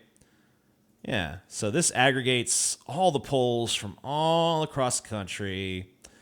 And let's see, what do they say about Trump's approval rating? How's it doing? 40% approve, 53% disapprove. You know, those numbers aren't that great, guys. I don't think that those numbers reflect a country that's looking at Trump and going, it's working. It's working. Oh, yeah. We're in the money. We're in the money. No. Those people, whatever. Hey, maybe Trump's shit's working. I don't happen to think it is. Maybe you guys are right, though. Maybe Trump's shit is working. But I don't think you can really make a good case that the people believe that it's working. Yeah, some people believe it's working. I mean, 40.6% of the population. That's not nothing. That's 4 out of 10 people. But 5 out of 10 people say it ain't working. A little more than 5 out of 10. So, not seeming really like it's that great. Not seeming like this guy has made a whole bunch of converts of people. Like, you know, I was pretty nervous when Trump took the White House, but after his brilliant leadership these past, you know, how long has it been? 2 years? After his brilliant leadership this past 2 years, I'm starting to see he's awesome. He's really awesome, you guys. No. Oh, approval ratings are fake news. Okay. It's safe. All the polls are fake. Every single one of the polls is fake. They're all fake. They're all bullshit. They oversample from Democrats. You know their tricks. You know their fucking tricks, okay? The YouGov poll, the Rasmussen poll, the Survey Monkey, the Harris Interactive, the Gallup, they're all lies. All of them lies, all of them in cahoots, all of them conspiring to make it seem like there's anyone out there that doesn't support our beloved leader other than the deep state.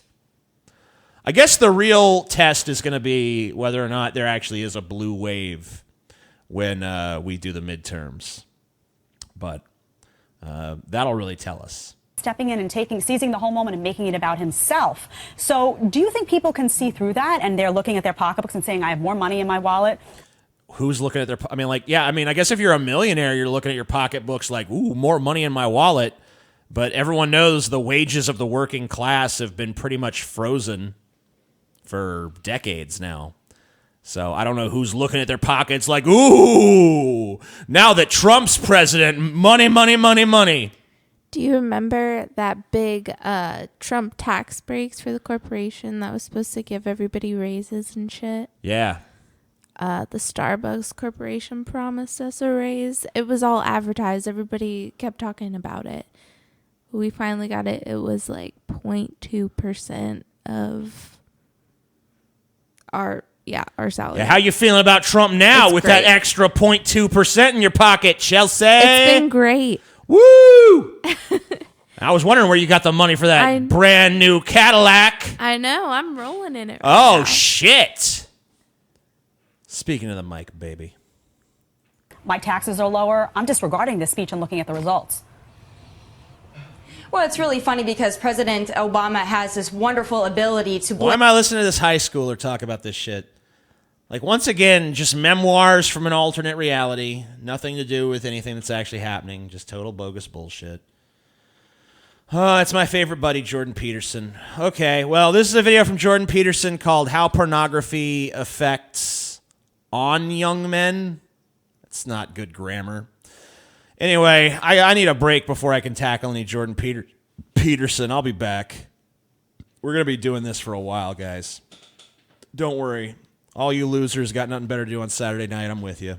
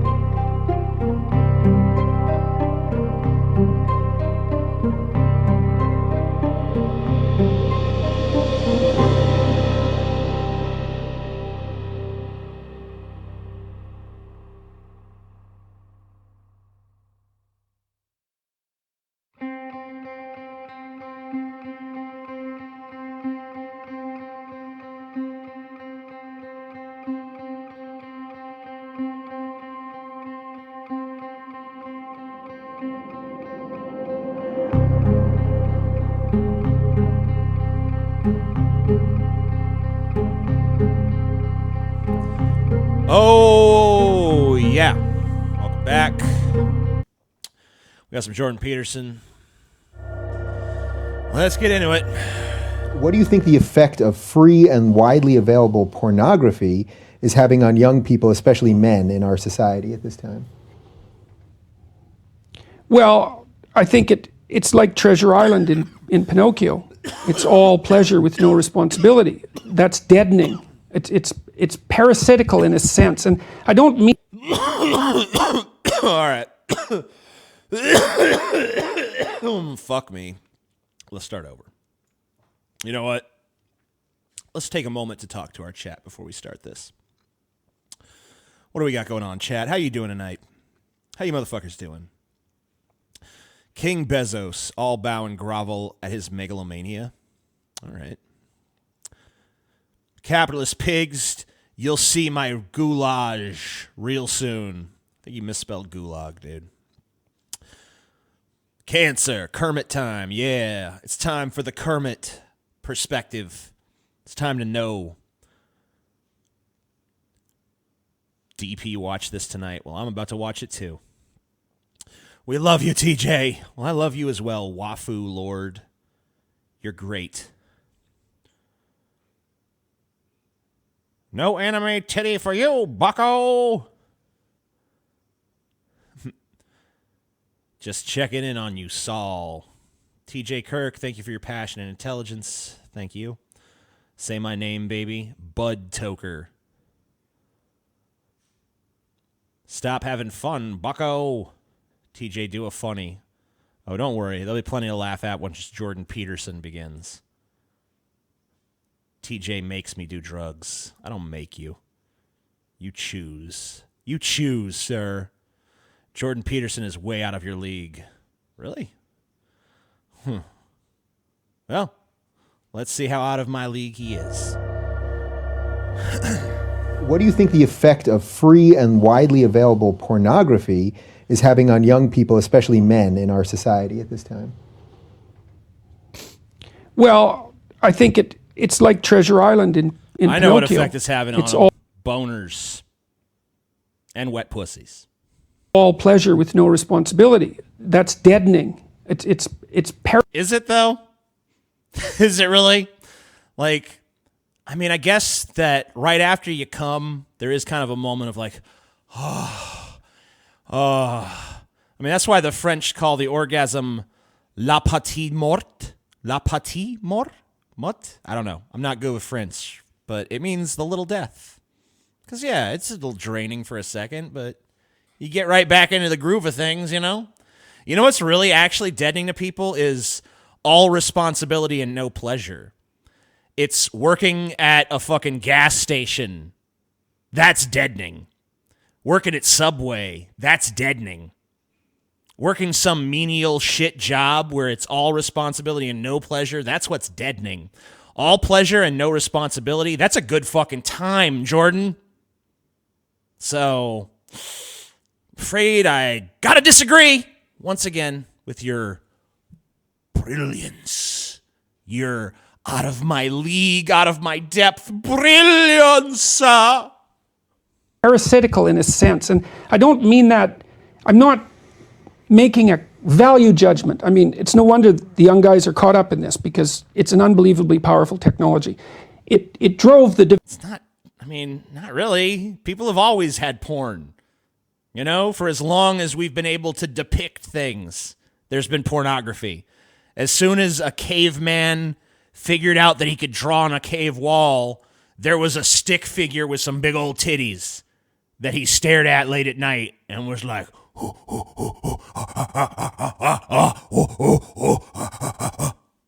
you know? Development of the internet, let's not forget, right? So it taps into one viciously primordial motivation. Porn existed before the internet. And so these guys are being blasted by what biologists call superstimuli. Actually, they're doing the blasting usually.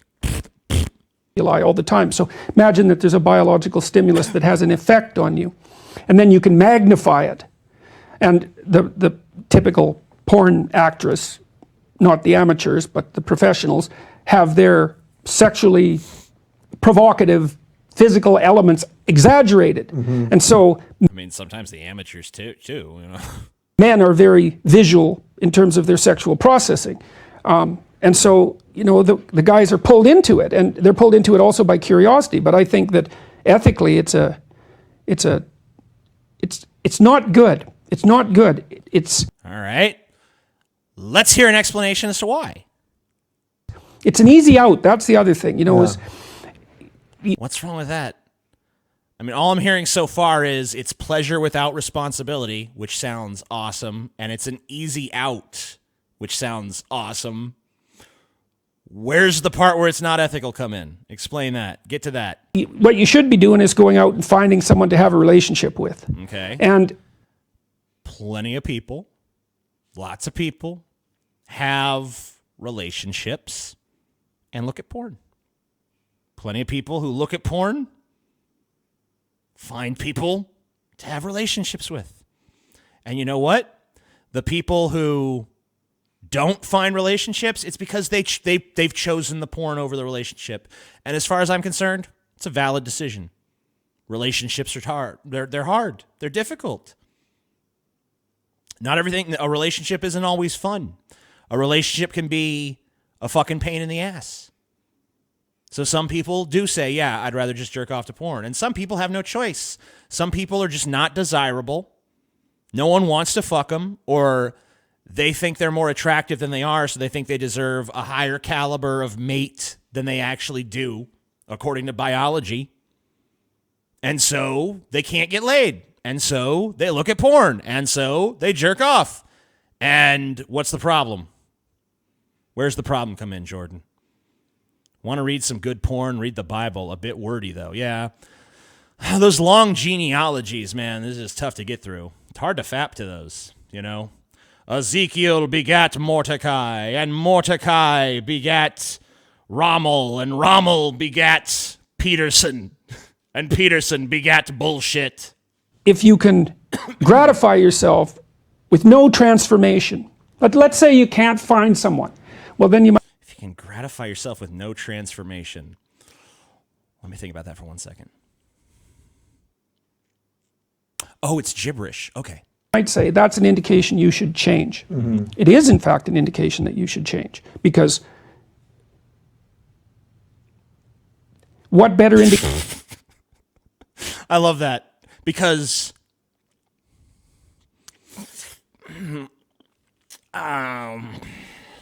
because Loading bullshit. Loading bullshit.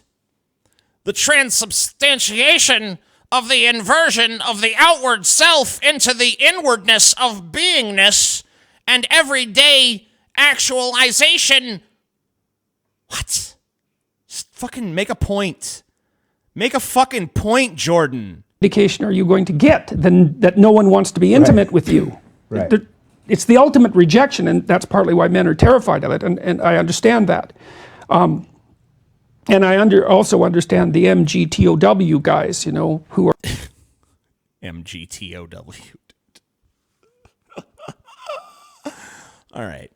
You fuck. Who are just recommending that men don't enter into long-term permanent relationships with women. I understand where they're coming from, although I called them pathetic weasels a while back. I shouldn't have done that. Too mean, Jordan. Too mean. That's where I said to you, are you worried about every little thing? You say, once you say some... Well, they're providing a lot of young guys who need a kick to go out there. Right, they're actually giving them the back door. They're giving them a rationale, and I've seen this have very detrimental effects. All right, so we are 2.5 minutes into this 3-minute and 52-second video, and we have heard 0 reasons why porn is bad. 0.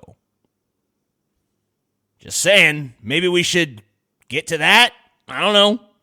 Effects on a number of people already, and partly in my clinical practice, because these guys, the young guys who aren't successful, they're looking for a reason why women are terrible, because otherwise they have to think, well, they're just not presentable, which is what they do have to think, because that's almost the definition of presentable, right?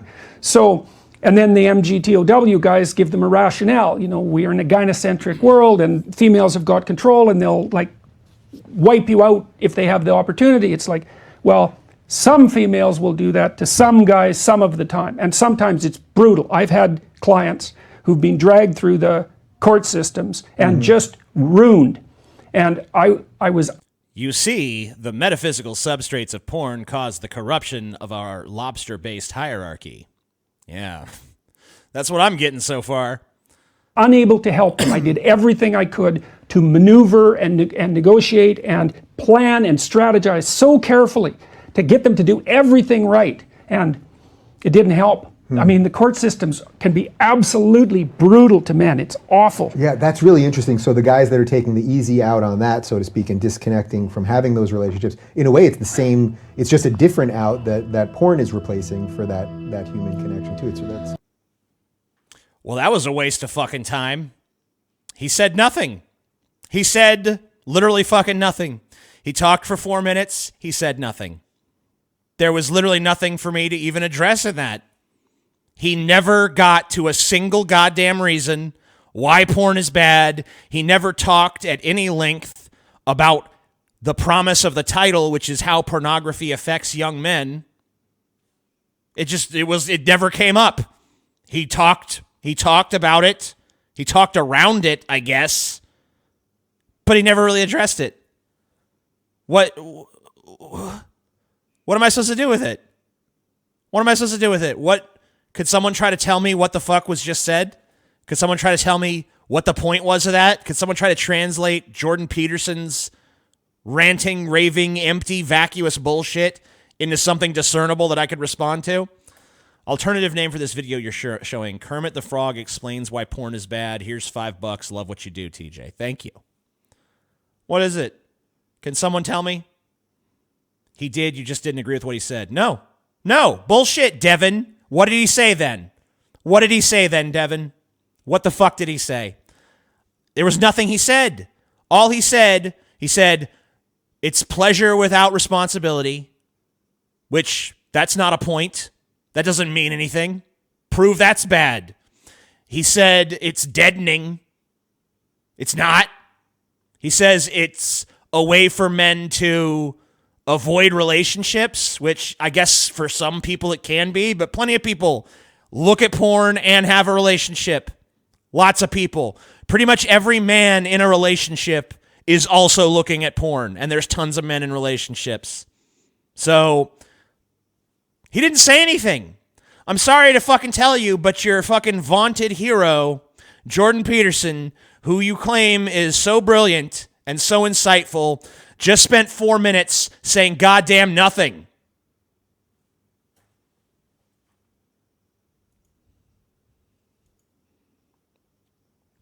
This is, we're going to get into the Colin Kaepernick thing a little here. This is Alex McFarland. I don't know who that is, but he says that Nike and Colin Kaepernick are, well, you'll hear. Ostensibly, Colin Kaepernick has sacrificed what? I don't know. He has a business degree with an undergrad degree. He's making millions a year for playing a game. And he's leading a lot of people, a lot of impressionable young people, to believe that America is a bad country.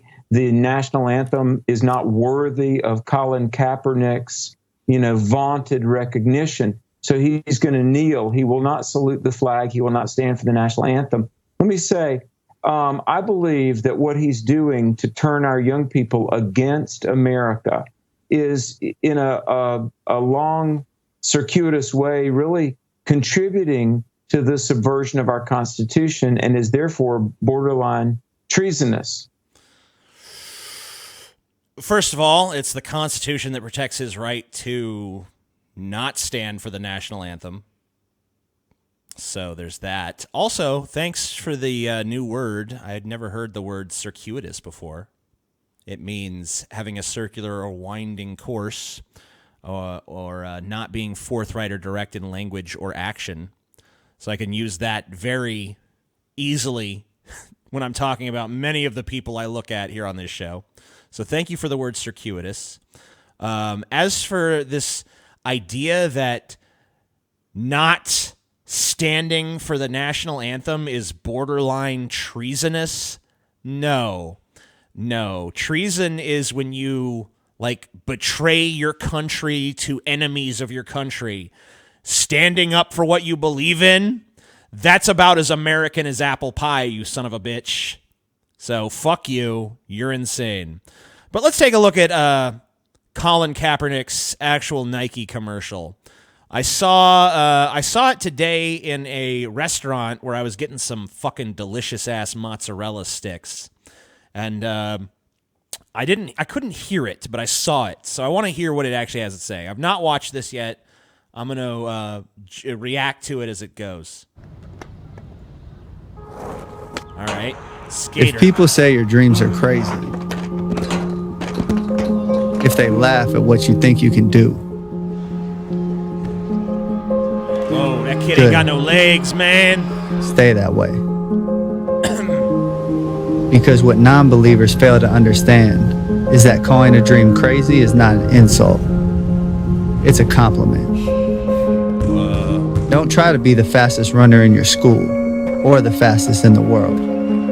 Be the fastest ever. Don't picture yourself wearing OBJ's jersey. All right. Picture OBJ wearing yours. Come on. Don't settle for homecoming queen or linebacker. Do both.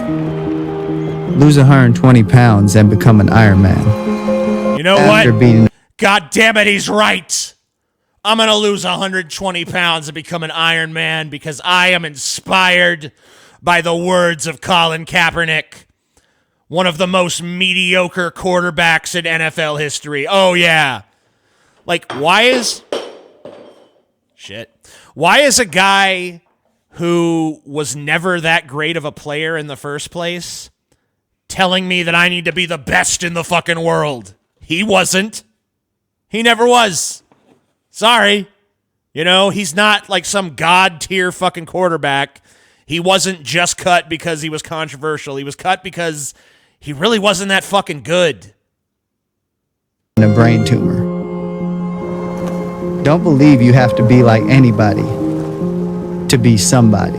Wow, yeah. If you're born a refugee, don't let it stop you from playing soccer for the national team at age 16.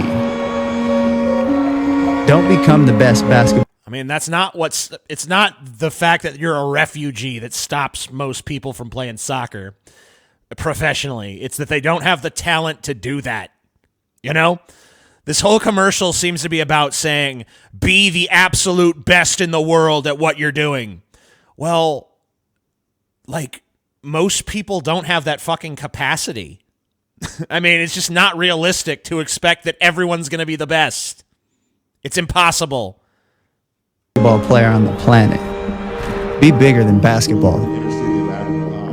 Believe in something. I believe that Nike uses third world child labor to make their shoes. I believe that. Is that a good enough belief? Even if it means sacrificing everything. When they talk about even if it means sacrificing everything. Wow. Gets me right there, man. So powerful. Because, man, he sacrificed so much, dude. I mean, you know, he still gets millions of dollars, and he's actually been on the Nike payroll for the last 2 years while they were waiting for the heat to die down enough to make this commercial in the first place. But, man, he sacrificed, dude. He sacrificed so much. No. He still gets to be super rich. He's got a ton of people who look up to him. He's got a ton of people that respect him. Yeah, do a lot of people hate him? Sure.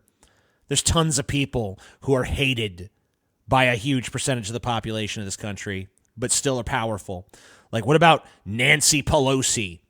Almost everyone hates her fucking rotten guts. She's still super powerful.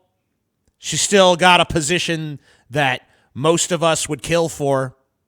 What about Donald Trump? He's fucking despised. He's the president of the United States, most powerful man in this country. So, yeah, lots of people have some hate on him. Does that mean they sacrificed everything? No, not for a fucking second. Someone who sacrifices everything is someone who lays down their life for what they believe in. Someone who's willing to die for their principles. That does not describe Colin Kaepernick. I'm sorry, it doesn't. About the greatest team in the history of the sport. Make sure it's your team. If you have only one hand, don't just watch football. Play it at the highest level. And if you're a girl from Compton, don't just become a tennis player. Become the greatest athlete ever. Yeah, that's more like it. So don't ask if your dreams are crazy. Ask if they're crazy enough. Nike. It's only, yeah, just do it, Nike. Everyone's going to be the best at everything ever with Nike. An entire society of champions. I'm outside smoking a blunt, and I just remembered the first video I saw of yours. You were doing a contest for the best food parody of a movie. Do you remember the movie title that won? Best food parody of a movie. I have no idea what you're even talking about. Yeah, I mean, I'm the only thing that offends me about the commercial is not what Colin Kaepernick did or any of that.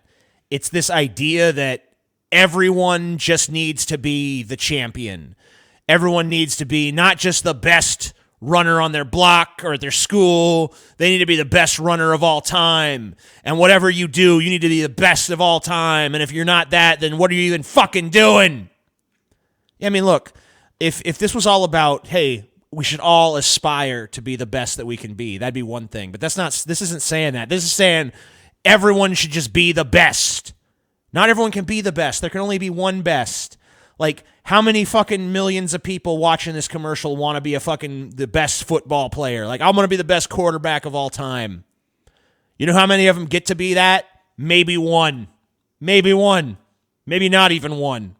Maybe the best of all time has already happened and it'll never be topped. Maybe the best of time isn't coming for 100 fucking years. So it's stupid. But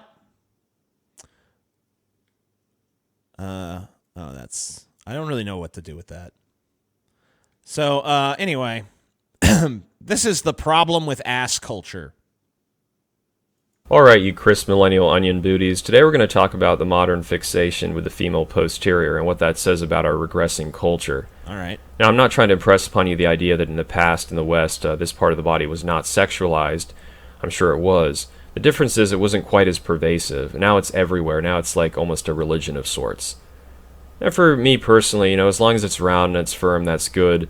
When it starts becoming a Death Star jutting out of the thighs and having its own gravitational pull, unless it's really well toned and maintained, it just looks grotesque. Me personally, I'm going to say that. Yeah, maybe to you personally. To me personally, it looks awesome. Regardless, whether you like the pancake, the teardrop, or the peach, it's irrelevant. You should look at this and maybe see... How about the volleyball, dude? Or the beach ball? The two beach balls held together in something that's just slightly too small to contain both of them. How about that? This is not exactly the best sign of where humanity is going. I mean, I don't feel like it's a sign of where humanity is going at all. Like, people like ass now. So what? People like titties for a while. I mean, like, there's probably been fixations on all kinds of different areas of the body depending on culture and circumstance. So who cares? I don't think it really indicates much about, like, where society's headed. I'm feeling like a lot of stuff in society, you know, could be good, could be bad. This I'm thinking is pretty neutral. Like, people like big asses now. Let me tell you why that's a problem. Let me help you out. It's not. It's just not. But now, whatever. Let's hear your argument. You know, there's some groups, we talk about diversity, multiculturalism, and the blending of ideas and music and such, but there seem to be some groups now getting very prominent that if they didn't have any other conception of, like, religion, I think they would just worship the female buttocks. They say, oh, it's earth. I'm still not seeing the problem, but okay. Earth affirming, it's the giver of life. It's like, no, the giver of life's on the other side. The only life that part is giving is, you know, the bacteria that might exist inside of the stuff that you... There's way more bacteria in the pussy than there is in the ass, dude. Just a fact. Well, you know what I mean. You have to ask the question, I mean, is this the best that we can do? And just take a look. Here's a song that was pretty popular a couple of years ago. The lyrics. Big, big booty, what you got a big booty. Big, big booty, what you got a big booty. Big, big... All right. Big booty, what you got a big booty. You got a big booty, you're gorgeous, I mean, you're fine, you're sexy, but most of all, you are absolutely bootyful. And you want to touch her, you want to meet her, it makes you wonder. And this isn't by some, you know, coke-addled ex-Disney Channel star that likes to twerk with the boneless, skinless, fat-free butterball thighs they have. It's not like a Miley Cyrus. This is a middle-aged woman in her 40s who is a great role model for Latina girls.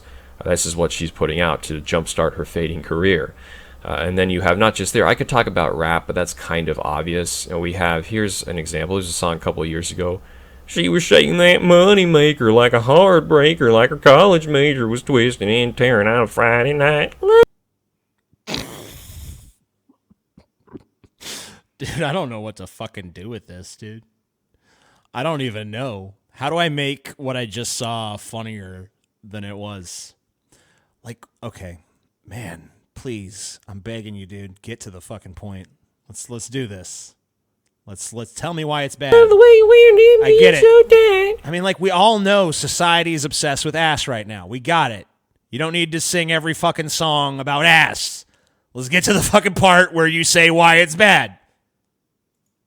That's country for you. Uh-huh. Another one, he was like, a no. drip of honey on a money maker, best buzz I'm ever gonna have. This is a guy renowned for, like, on his concerts, like, twerking on stage practically.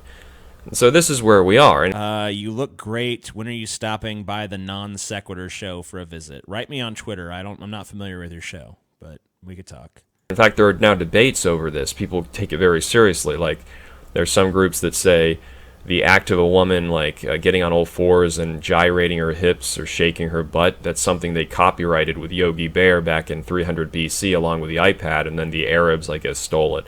So, you know, you have to really wonder. I mean, what is this, essentially? You're fixating... Yeah, what is this, essentially? What am I watching? What is this? Please no more. First Kermit, then Goofy. Jesus Christ, dude, come on. Like, give me something to work with. All right, I mean, it's kind of amusing hearing you sing these songs. I'll give you that. But, like, what's the point? On the female excretory system. Starting to feel like point-starved. Because it's like I'm watching fucking Hunter Avalon, and it's like, get to the point, get to the point, get to the point, get to the point, get to the point, and there's no point. I'm watching Jordan Peterson. It's like, get to the point, get to the point, get to the point. There's no point. I'm watching this guy talk about the problem with ass culture, and I'm like, get to the point, get to the point, get to the point, and he's not going to do it, is he? Well, they, like, what is it? What is it? These people who can't tell you what the fucking point is. Like, go watch any of my fucking videos. If I have a contention, I come out and I make a series of points, and then I go away. That to me is how you make a fucking video like this. I don't know what I'm supposed to do. What the fuck is this guy on about? He says booty like a retard too. Maybe he is. I don't fucking know. This is the fixation. This is this amazing new culture. And unsurprisingly, of course, it's brought the popularity increasingly of rear, like caboose, violent penetration. And they say, well, that's okay because we have to make the gay people who do it, they have to make them feel more comfortable, like, this is your natural thing. And, there's no judgment, there's no downsides whatsoever. It's like, oh yeah, sure, just keep going. When you're like 65 and you're wearing one of those medical bags because you don't have control of your bowels anymore, sure. And that's like the better thing that can happen if you're doing consistently. You might actually end up with a serious disease. But no matter, come on, stop being judgmental. Yeah, stop being that way. It's you can get terrible. Diseases from vaginal sex. It's pretty easy to get a disease from vaginal sex. And yeah, I mean, like, if you're getting butt fucked 12 times a day, then yeah, your ass might get to a point where it's messed up. I mean, you can't deny that. But, I mean, it's like saying, like, there's wrestlers who, after an entire career of wrestling, they can't fucking walk because their legs are fucked up and their pectoral muscles are fucking ripped so their fucking titties hang down to their goddamn knees. I mean, like, yeah, there's lots. I mean, like, these NFL players, a lot of them have long-term brain damage from all the concussions they got while playing the game. And you could take certain things to mitigate those kind of problems, but yeah, they happen. It's called breaking down over time with age. A 60-year-old construction worker is going to have bad knees and a bad back and, some old injuries that flare up. If you're a fucking gay porn star who's getting butt fucked 50 times a day, then yeah, you might have some ass-related issues. It's the wear and tear of the human fucking body. It doesn't say anything about us as a society, So what? I think everyone understands if you get butt fucked 50 times a day by huge cocks, there might eventually be some kind of consequence. Yeah, this is where we are. I mean, you think that there was a time when people actually were kind of aspiring to figure out maybe the mysteries of the universe, the truths unknown, and now this is what we are. Oh, let's regress back to obsessing with the female behind and anal sex. That's essentially what. How is that a regression? How do you know that's a regression? There's nothing to say, hey, anal sex is primitive and we're regressing back to it. It's just another kind of sex. You got if you got a woman, there's 3 basically usable holes. You could fuck her in the mouth, you could fuck her in the pussy, you could fuck her in the butt. Or she can give you a hand job, so that's 2 more little holes she can make. If you want to get really creative, you can start fucking other things like you titty fuck and whatever the hell else. But for the most part, those are your options. So, I feel like throughout human history, people have probably fucked all those holes, and in different societies, there's probably been different preoccupations with different ones. Like, I'm really into fucking mouths. I'm really into fucking butts. I'm really into fucking pussies. But only the fucking pussy fuckers are ever so goddamn indignant about it. If there's a dude who likes fucking asses and some dude's like, I prefer to fuck the pussy. No one cares. No one's like, oh, okay, well, that's your choice. But some dude who wants to fuck the pussy all the time and doesn't go near the ass, you say to him, yeah, I like to fuck the ass. What, man, that's gross. That's where poop comes out. Like, what are you, in kindergarten? Grow up. You know what comes out of vaginas? Babies. That's even grosser. Okay? Culture has become. I mean, what's the purpose of all this diversity and progress if that's what it's leading to? Where's humanity going if now we're going back to essentially the most... Why is all of civilization being boiled down to butts? Like, you act like asses are not the crux of our society, dude. I kind of wish they were, but they're not. There's lots of other shit going on.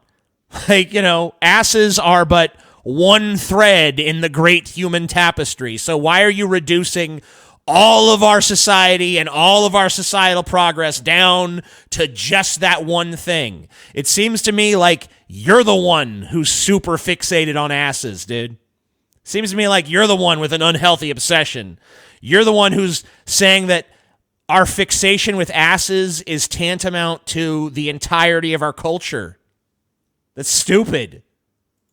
In all fairness, like the whole fixation with that part of the body, the Jay-Z and Beyonce, someone did like an academic paper on the fact that they eat cake, which is kind of disgusting. TJ, you get that this guy is just a dog whistle racist, right? I mean, I don't like this idea that you can just put fucking sentiments into people's heads. I mean, like, if you got to go through a multi-step process to figure out what someone's really saying, then I just don't buy into that.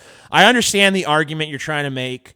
Latinas and black women have bigger asses, therefore society's obsessed with these bigger asses, and that's wrong because that's a black standard of beauty, and I want good, pure, white standards of beauty. That's the shit you're trying to put on him. I'm not going to say that he's thinking that way. He might be, but we don't know that just based on what he said here. So I'm not going to buy into this whole dog whistle racism shit that you're trying to peddle. I'm looking at this at face value is what I'm doing. Didn't really need to know that. What is the purpose of it all? Aren't you essentially... I mean, what do you mean what's the purpose of it all? To get a boner and stick your dick in a hole. That's the purpose. Actually, you're kind of reverting to this primal, animalistic state of mind. And no, that'd be fucking a pussy is reverting to the primal, animalistic state of mind. Fucking an asshole or a mouth is kind of leaving that primitive mentality of like, I'm going to come in a pussy. It's saying, hey, are there other things I could fuck? Yeah, I could fuck this ass. So whatever. That's what we're promoting through culture. That's where people are fixated on. That's where it's like everyone's now judging on the basis of that. Why? Is that the best we can do? This is the 21st century with all the technology, all the access to information. This is what... Well, with all the technology and access to information, what are we supposed to do? Jerk off to our fucking phones? Ooh, Samsung Note 9, you're so fucking hot. Oh, I love you. Yeah, technology's neat. What's that have to do with what part of the human body you like the best? Methinks he doth protest too much about the booty. I think you're right. People are now listening to and absorbing. This is the great new wave of diversity and progressive culture. I think it's kind of unfortunate. I honestly do. We went from basically people saying, oh my God, look upon your servant and show me the truths of the universe, to, oh my God, look at her butt. This is where we are. Oh, yeah. Yep. So we went from human beings who care about meaning to human beings who care about butts. Yep. Because all throughout history, it was a bunch of enlightened thinkers who were seeking the higher truths of the universe. But then in this latest generation, it's just all about butts now. That's all we care about. That's all we care about is butts. Hey, you're right. His chin does kind of look like a butt. Maybe that's why. Maybe he doesn't like people thinking about butts too much because then they notice that his chin looks like one. In fact, looking at his chin, I'm getting a little bit horny. I was about to explore the depths of the cosmos, but now that I see that fine ass on his fucking face, oh, I'm just too fucking, oh, yeah. Oh. Yeah. We get it. You're a loser. The end. Oh, man stabbed woman he met on dating site 119 times after she told him she was transgender. So didn't even whip out the dick or anything. Just happened to mention it like, I am trans. What? I am now confused because I was previously attracted to you. And now I feel like my own sense of what's attractive has betrayed me by leading me to this she-male. And because you've given me all these uncomfortable feelings, I'm going to murder you. And I'm going to murder you brutally. I'm going to stab you 119 times. Do you have any idea how long it takes to stab someone 119 fucking times?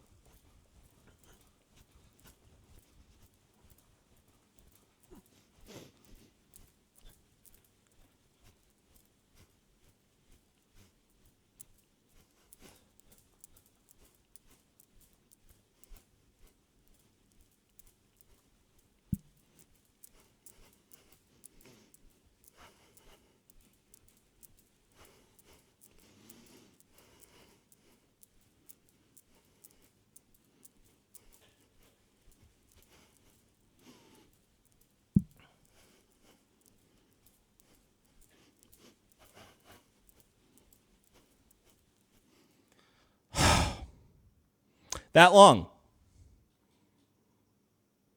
And I might have lost count a couple times in there, but that was about 119.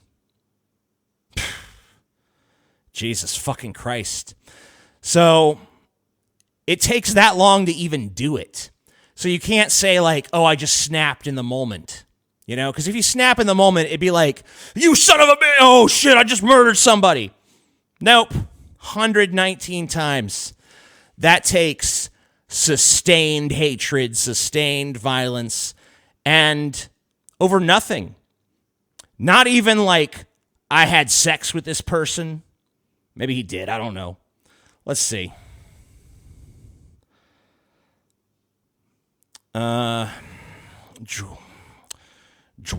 Hickerson, 21, lost it after hearing D. Wingham, 25, had been born a man. Mississippi Jacksonville Circuit Court heard that the knife, Miss Wingham, that he knifed Miss Wingham multiple times in the face and slashed her throat in a hotel room before showering and leaving her for dead. The pair had been chatting online for 2 months after making contact through a dating site. They decided to meet for the first time. Biloxi, Mississippi. Blah, blah, blah, blah. Did they have sex? I mean, whatever. They didn't.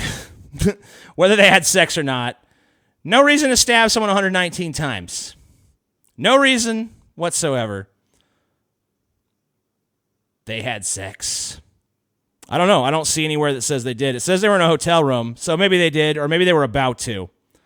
Maybe it was like, all right, before we have sex, there's something you should know. I was born a man. What? Stab, stab, stab, slash, slash, slash. No, not cool. Don't do it. Don't stab people. If you're really uncomfortable with that, here's what you do. You say, I do not wish to have sex with you in that case. And you walk out of the room. You know, and if you did already have sex, you say, I am extremely disgusted by this, and I feel like you have deceived me, and then you walk out of the room. That's what you do. That's the adult thing to fucking do. You don't stab someone, you don't physically assault someone, you don't hurt someone. You know, you find some other recourse, like a grown person. This person deserves no leniency for their crime, and that's it. Oh, this is so boring. This is a boring one right here. Let's see if we can make it entertaining. Well, and before we get to it, too, because there's actually a lot there. I went through that interview, and I actually listened to it like 3 different times preparing for this. The first time just because it caught my interest, and then God the second. God bless you if you could listen to that 3 times. Well, you know, I didn't listen to the whole thing 3 times, but I listened to the you know, it really kind of, Ben Shapiro really gets into the questioning about God and whatnot. Hey, TJ, I love what you do. Keep it up. Also, do you know what happened to the last Abandoned Hope stream? I got the alert for the stream, but YouTube said it was lost. I usually put up the previous stream after I shoot the current stream. So after this stream, after I'm done doing this stream is going to go to private, and the previous one that I shot will go public. So that's how it works. In the last 40 minutes. And Yes. so I went through that, and I listened, and I don't want to delve into it yet because there's a lot Let's there. go, baby. I'm ready. I know you are. I know, but I want to go back to those instances where you're talking to lay atheists, people who come to you at work and they're like, "Carl, you're crazy. How do you believe in this God thing?" And you've told me some fascinating stories in the past about those conversations with atheists, and how do you approach it with them, and what do they say to you first, and what's their response when you give them your bit, so to speak, on the existence of God? Well, unfortunately, those experiences, while gratifying, maybe because you find out that there's not a lot of substance. What do you think, Farmer John? Behind their pushback. Mm-hmm. I'm going to say in general, and I don't want to generalize, but a lot of the atheists that I've talked. Well, I'm actually more fascinated by what's going on in the background. I'm like watching the cars drive by on the street, looking at the pretty trees, looking at the nice day behind them, like, what a nice scenic, happy place. I'm like trying to ignore this fucking guy on my screen here. Come on. Talk to, they have sound bites, talking points that when you push them on those sound bites, there's really no substance. All right. There's no substance behind it. So, such for as, instance, Matt Pete's Coffee.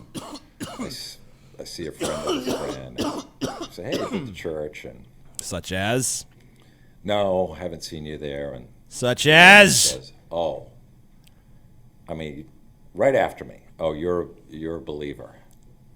So I said, "Hey, how are you? Good morning." You're a believer. And I said, "Well, sex what reassignment what surgery does takes that 50 stabs. Well, what the fuck is you wrong with believe people? in God. Yeah, not enough stabs. And or too many stabs." I said, "So obviously you don't." And she said, "No, that's the stupidest I don't know if I thing could do anything with I've this. ever heard of." So, okay, so I'm like, and I'm shocked that we're having this conversation because I make the comment that I go to church. Wow, I'm just not even following. It's too boring. Sorry. Abort. Abort. Swamp strikes back. Okay. What do we got? Anyone who disagrees with them, shut up. And of course, they've lectured us endlessly about something called diversity, as if that answers some relevant question. Our diversity, our patchwork heritage is not a weakness. It is still and always will be one of our greatest strengths. Our diversity is one of our greatest strengths. Our great strength lies in our diversity. We know our diversity is a strength, not a weakness. Well, they all agree on that. It's hard to know exactly what it means, though, other than stop talking or else. Is that what it means? It means stop talking or else? Okay. We won't stop talking. If the president's going to be removed from office without a single vote from anybody outside Washington, D.C., then we deserve to have some simple questions answered. And we need answered for real, not just with a sneer and a ticket to the HR department for sensitivity training. Go to the HR department for sensitivity training. You're going to do it. So here goes. First, how has our current immigration system made America more stable and more prosperous? In your answer, please explain what happened to the state of California. It used to be called the Golden State, had a thriving middle class, had the country's best schools. Now the schools in California are a complete disaster, the middle class is vanishing, and the nation's largest mass of impoverished people remains behind to serve a tiny pool of tech oligarchs. How exactly did that happen? I don't know. Let's find out. Let's see. Education rankings by state. All right, I'm checking state education rankings so we can see best states for education in the United States. Okay. Let's see. So, what are the best? Massachusetts. Okay. New Jersey. And why is everyone in New Jersey such a fucking retard then?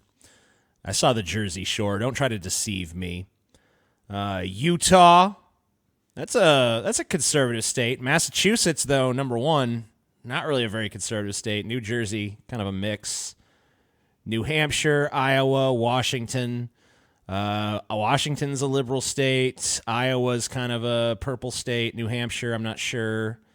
Vermont, that's a liberal state. Nebraska, I think that's a conservative state. North Dakota, I'm not sure on that one. See the complete list, yeah. Where's Louisiana, by the way? Where's my state?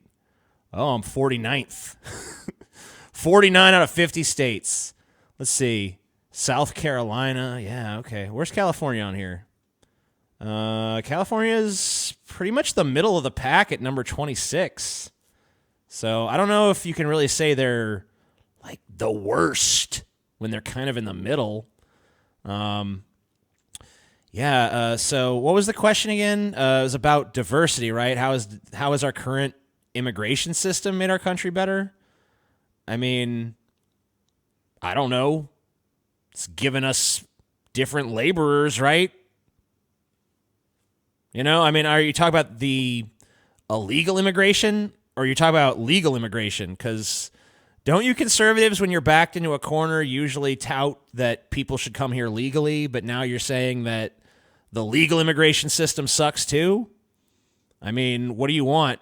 Because I've also heard conservatives say that we shouldn't have a merit-based immigration system because then we'll be taking all the best minds from other countries, and that's racist.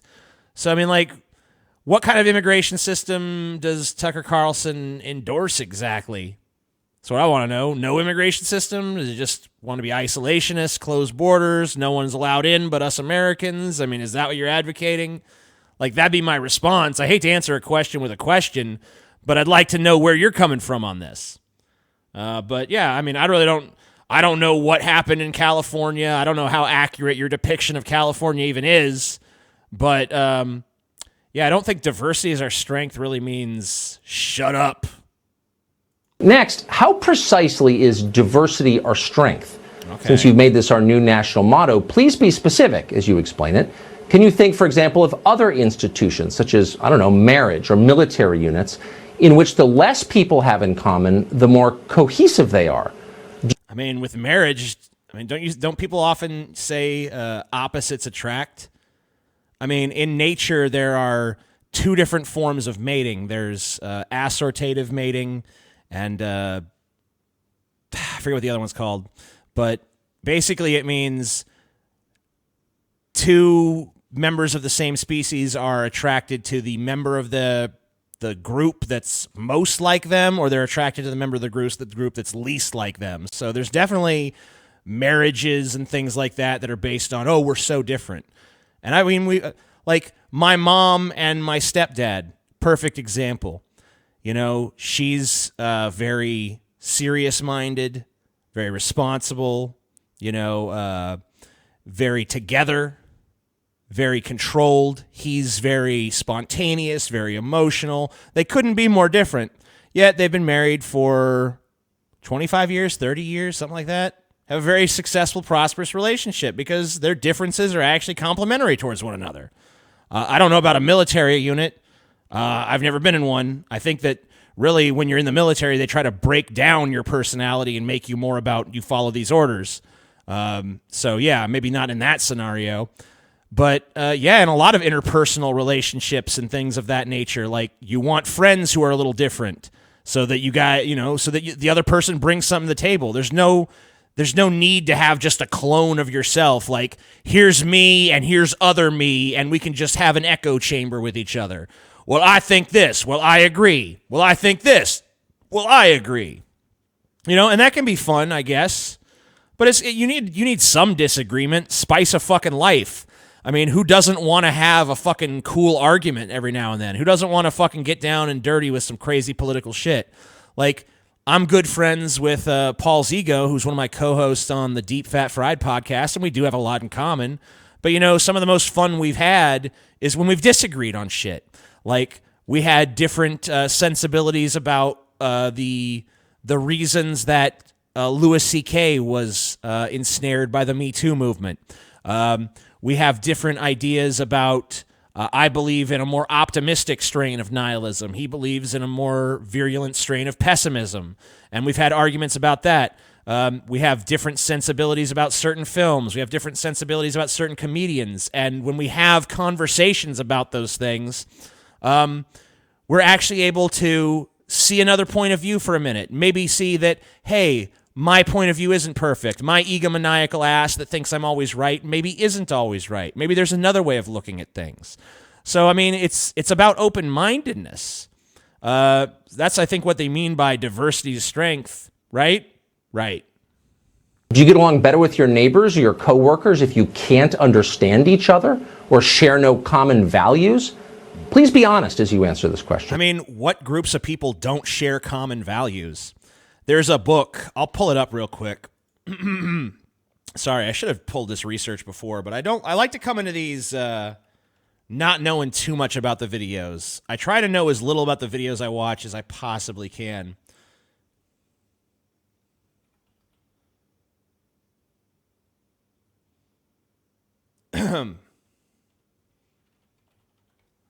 Let's see.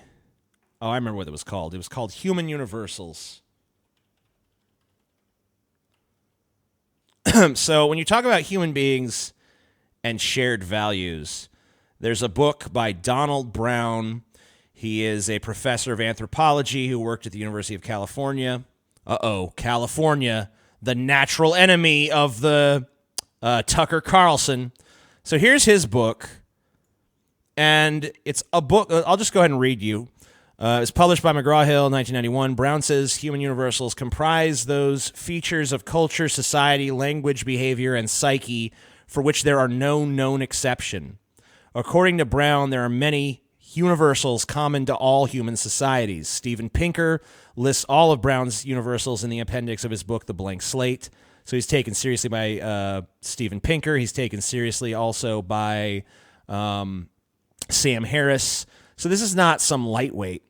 Now, this is a guy whose contention is, I've looked at all of these human societies, and I'm going to tell you that there are certain things that are just universal to all human societies because there is a definitive human nature, and it manifests in slightly different ways, but across the spectrum of human societies, these things are always true.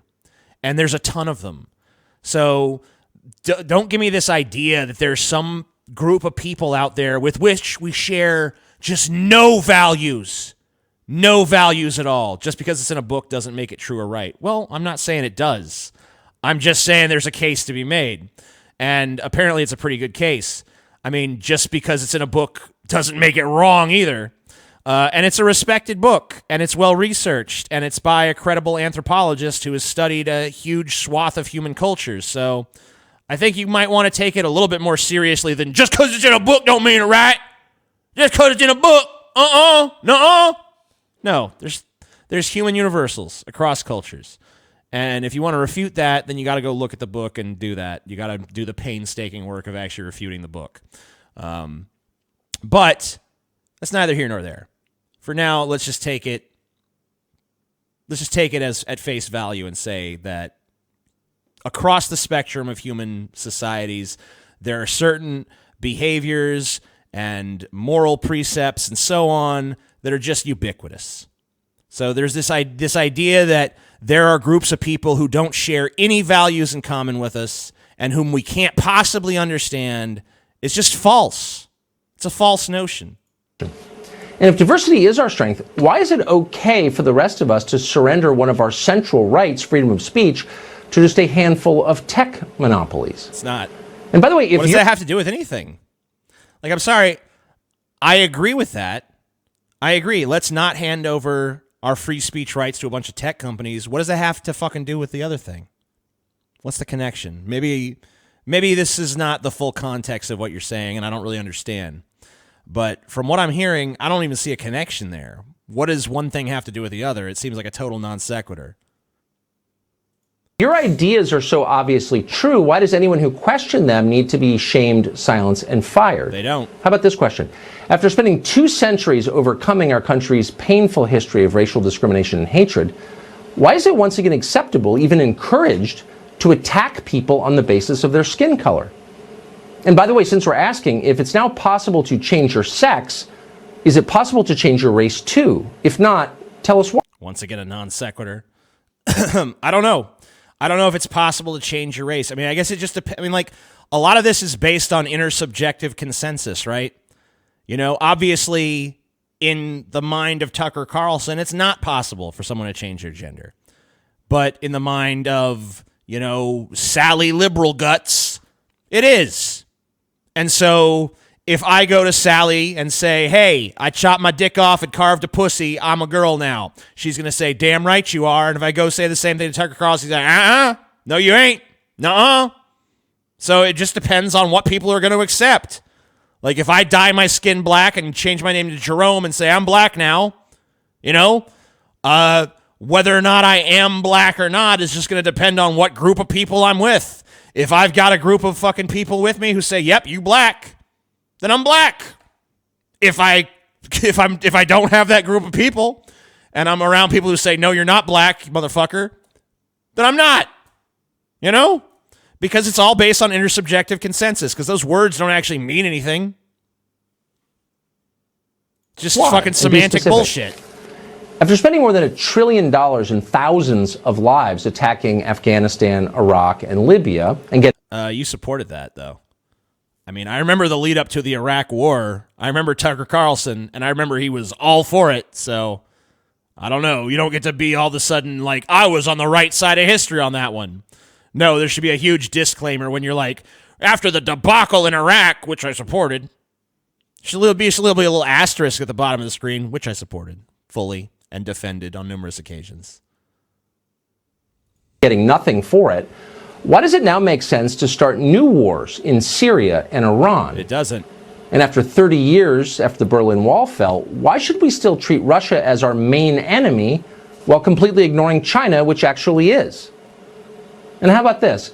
I mean, I think both of them are potential antagonists to the United States of America. We should take the threat from both of them seriously, but obviously there's not a hot war on with either of those countries. We've had cold wars with China and Russia forever. We've had a shit ton of proxy conflicts all over the globe with different armies of rebels and dictatorships being backed by China, backed by Russia, backed by us. That's not new. That's not a new thing. We've always been antagonistic with Russia and China. And we've also, at the same time, maintained some fucking trade with at least China. I mean, sure, some with Russia as well. But, yeah. I don't know that we as a country are treating Russia like enemy number one. I think that a lot of people are kind of making a pageant of doing that to make Trump look bad. But I don't know if our foreign policy actually reflects that. Maybe it would if Hillary was in office. I don't know. How is it fair to use public resources to bail out reckless financial institutions that caused the last economic collapse? It's not. See, like, I'm not really sensing a whole lot of interconnectedness between these questions. Like, I mean, maybe I don't really understand where Tucker's coming from. Maybe I don't see the overarching theme of his ideology here. But to me, this seems like a series of non sequitur questions, some of which I have an answer in the negative for, others of which I have an answer in the affirmative for.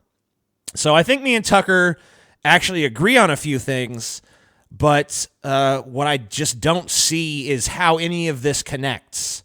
I'm not seeing how, okay, well, diversity, but then there's California, but then, can someone change their race? And why is,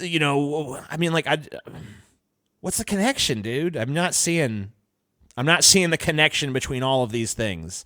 Tie it all together for me, Tucker. You go. I'm going to let you finish.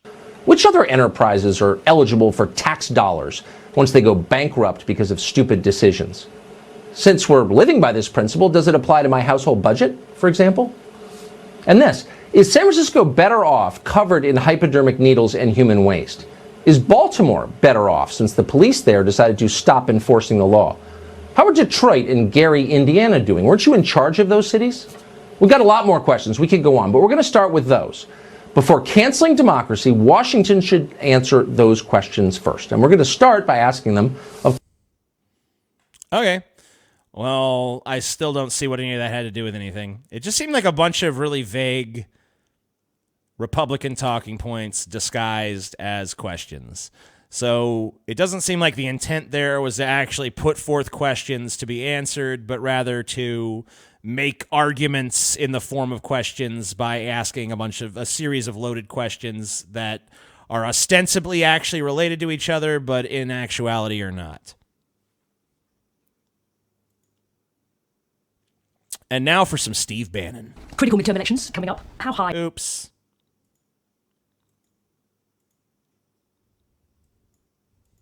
Critical midterm elections coming up. How high are the stakes for Donald Trump's presidency? First off, I don't think they're midterms. I think that the opposition party media, but they the are. Democratic Party, Those are their midterms.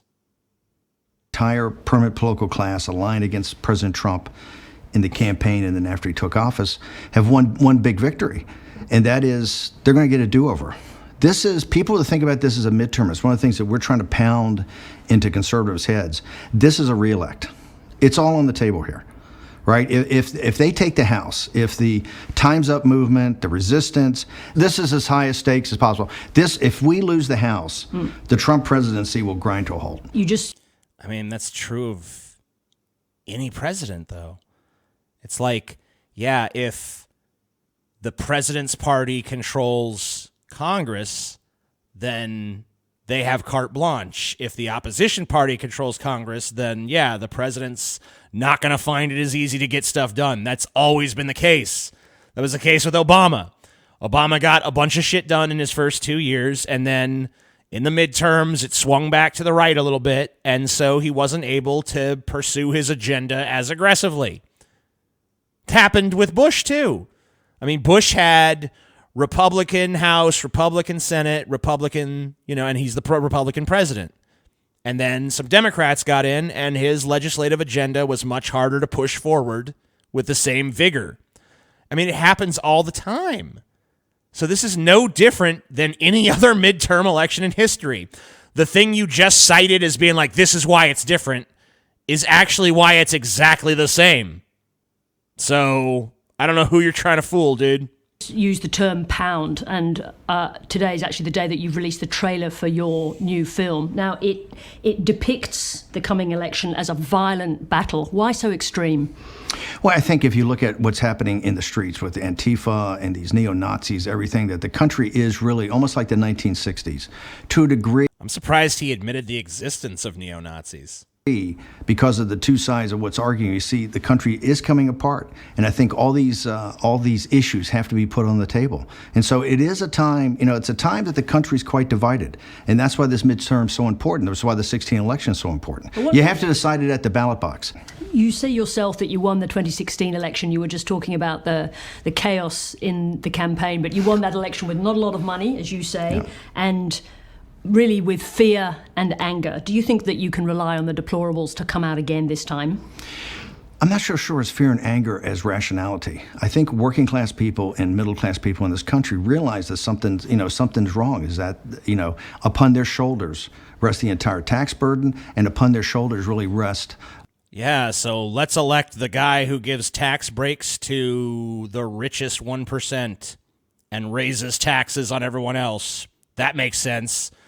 I think the middle class recognizes their tax burden is much greater, and that therefore it makes sense to elect a guy who does a tax bill that raises taxes on the middle class over 10 years and only gives the top 1% a tax break that lasts throughout the ages.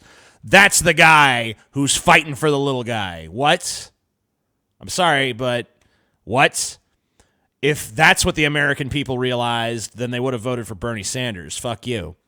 TJ, you should take the BDSM test. It'd be way more interesting than watching this shit. Well, when you're right, you're right. The BDSM test. BDSM test. Maybe I'll just take it in a video. I don't think I could fucking watch any more of this shit. Thank you guys for tuning in. I appreciate you watching. I appreciate your support. Thank you for all of the super chats and Streamlabs that came in tonight. It was very generous of you guys. Special thanks to my good buddy. I forget which guy it was. Gave me $80 somewhere. Let's try to find him. Give him a little fucking personal thank you. Oh, well. It's not really working right. But thank you so much for watching, for checking it out. Very generous, very kind. And I hope you guys enjoyed the show. We took a look at a lot of crazy videos here today. And I had a good time. Hope you did too. And I will see you motherfuckers later.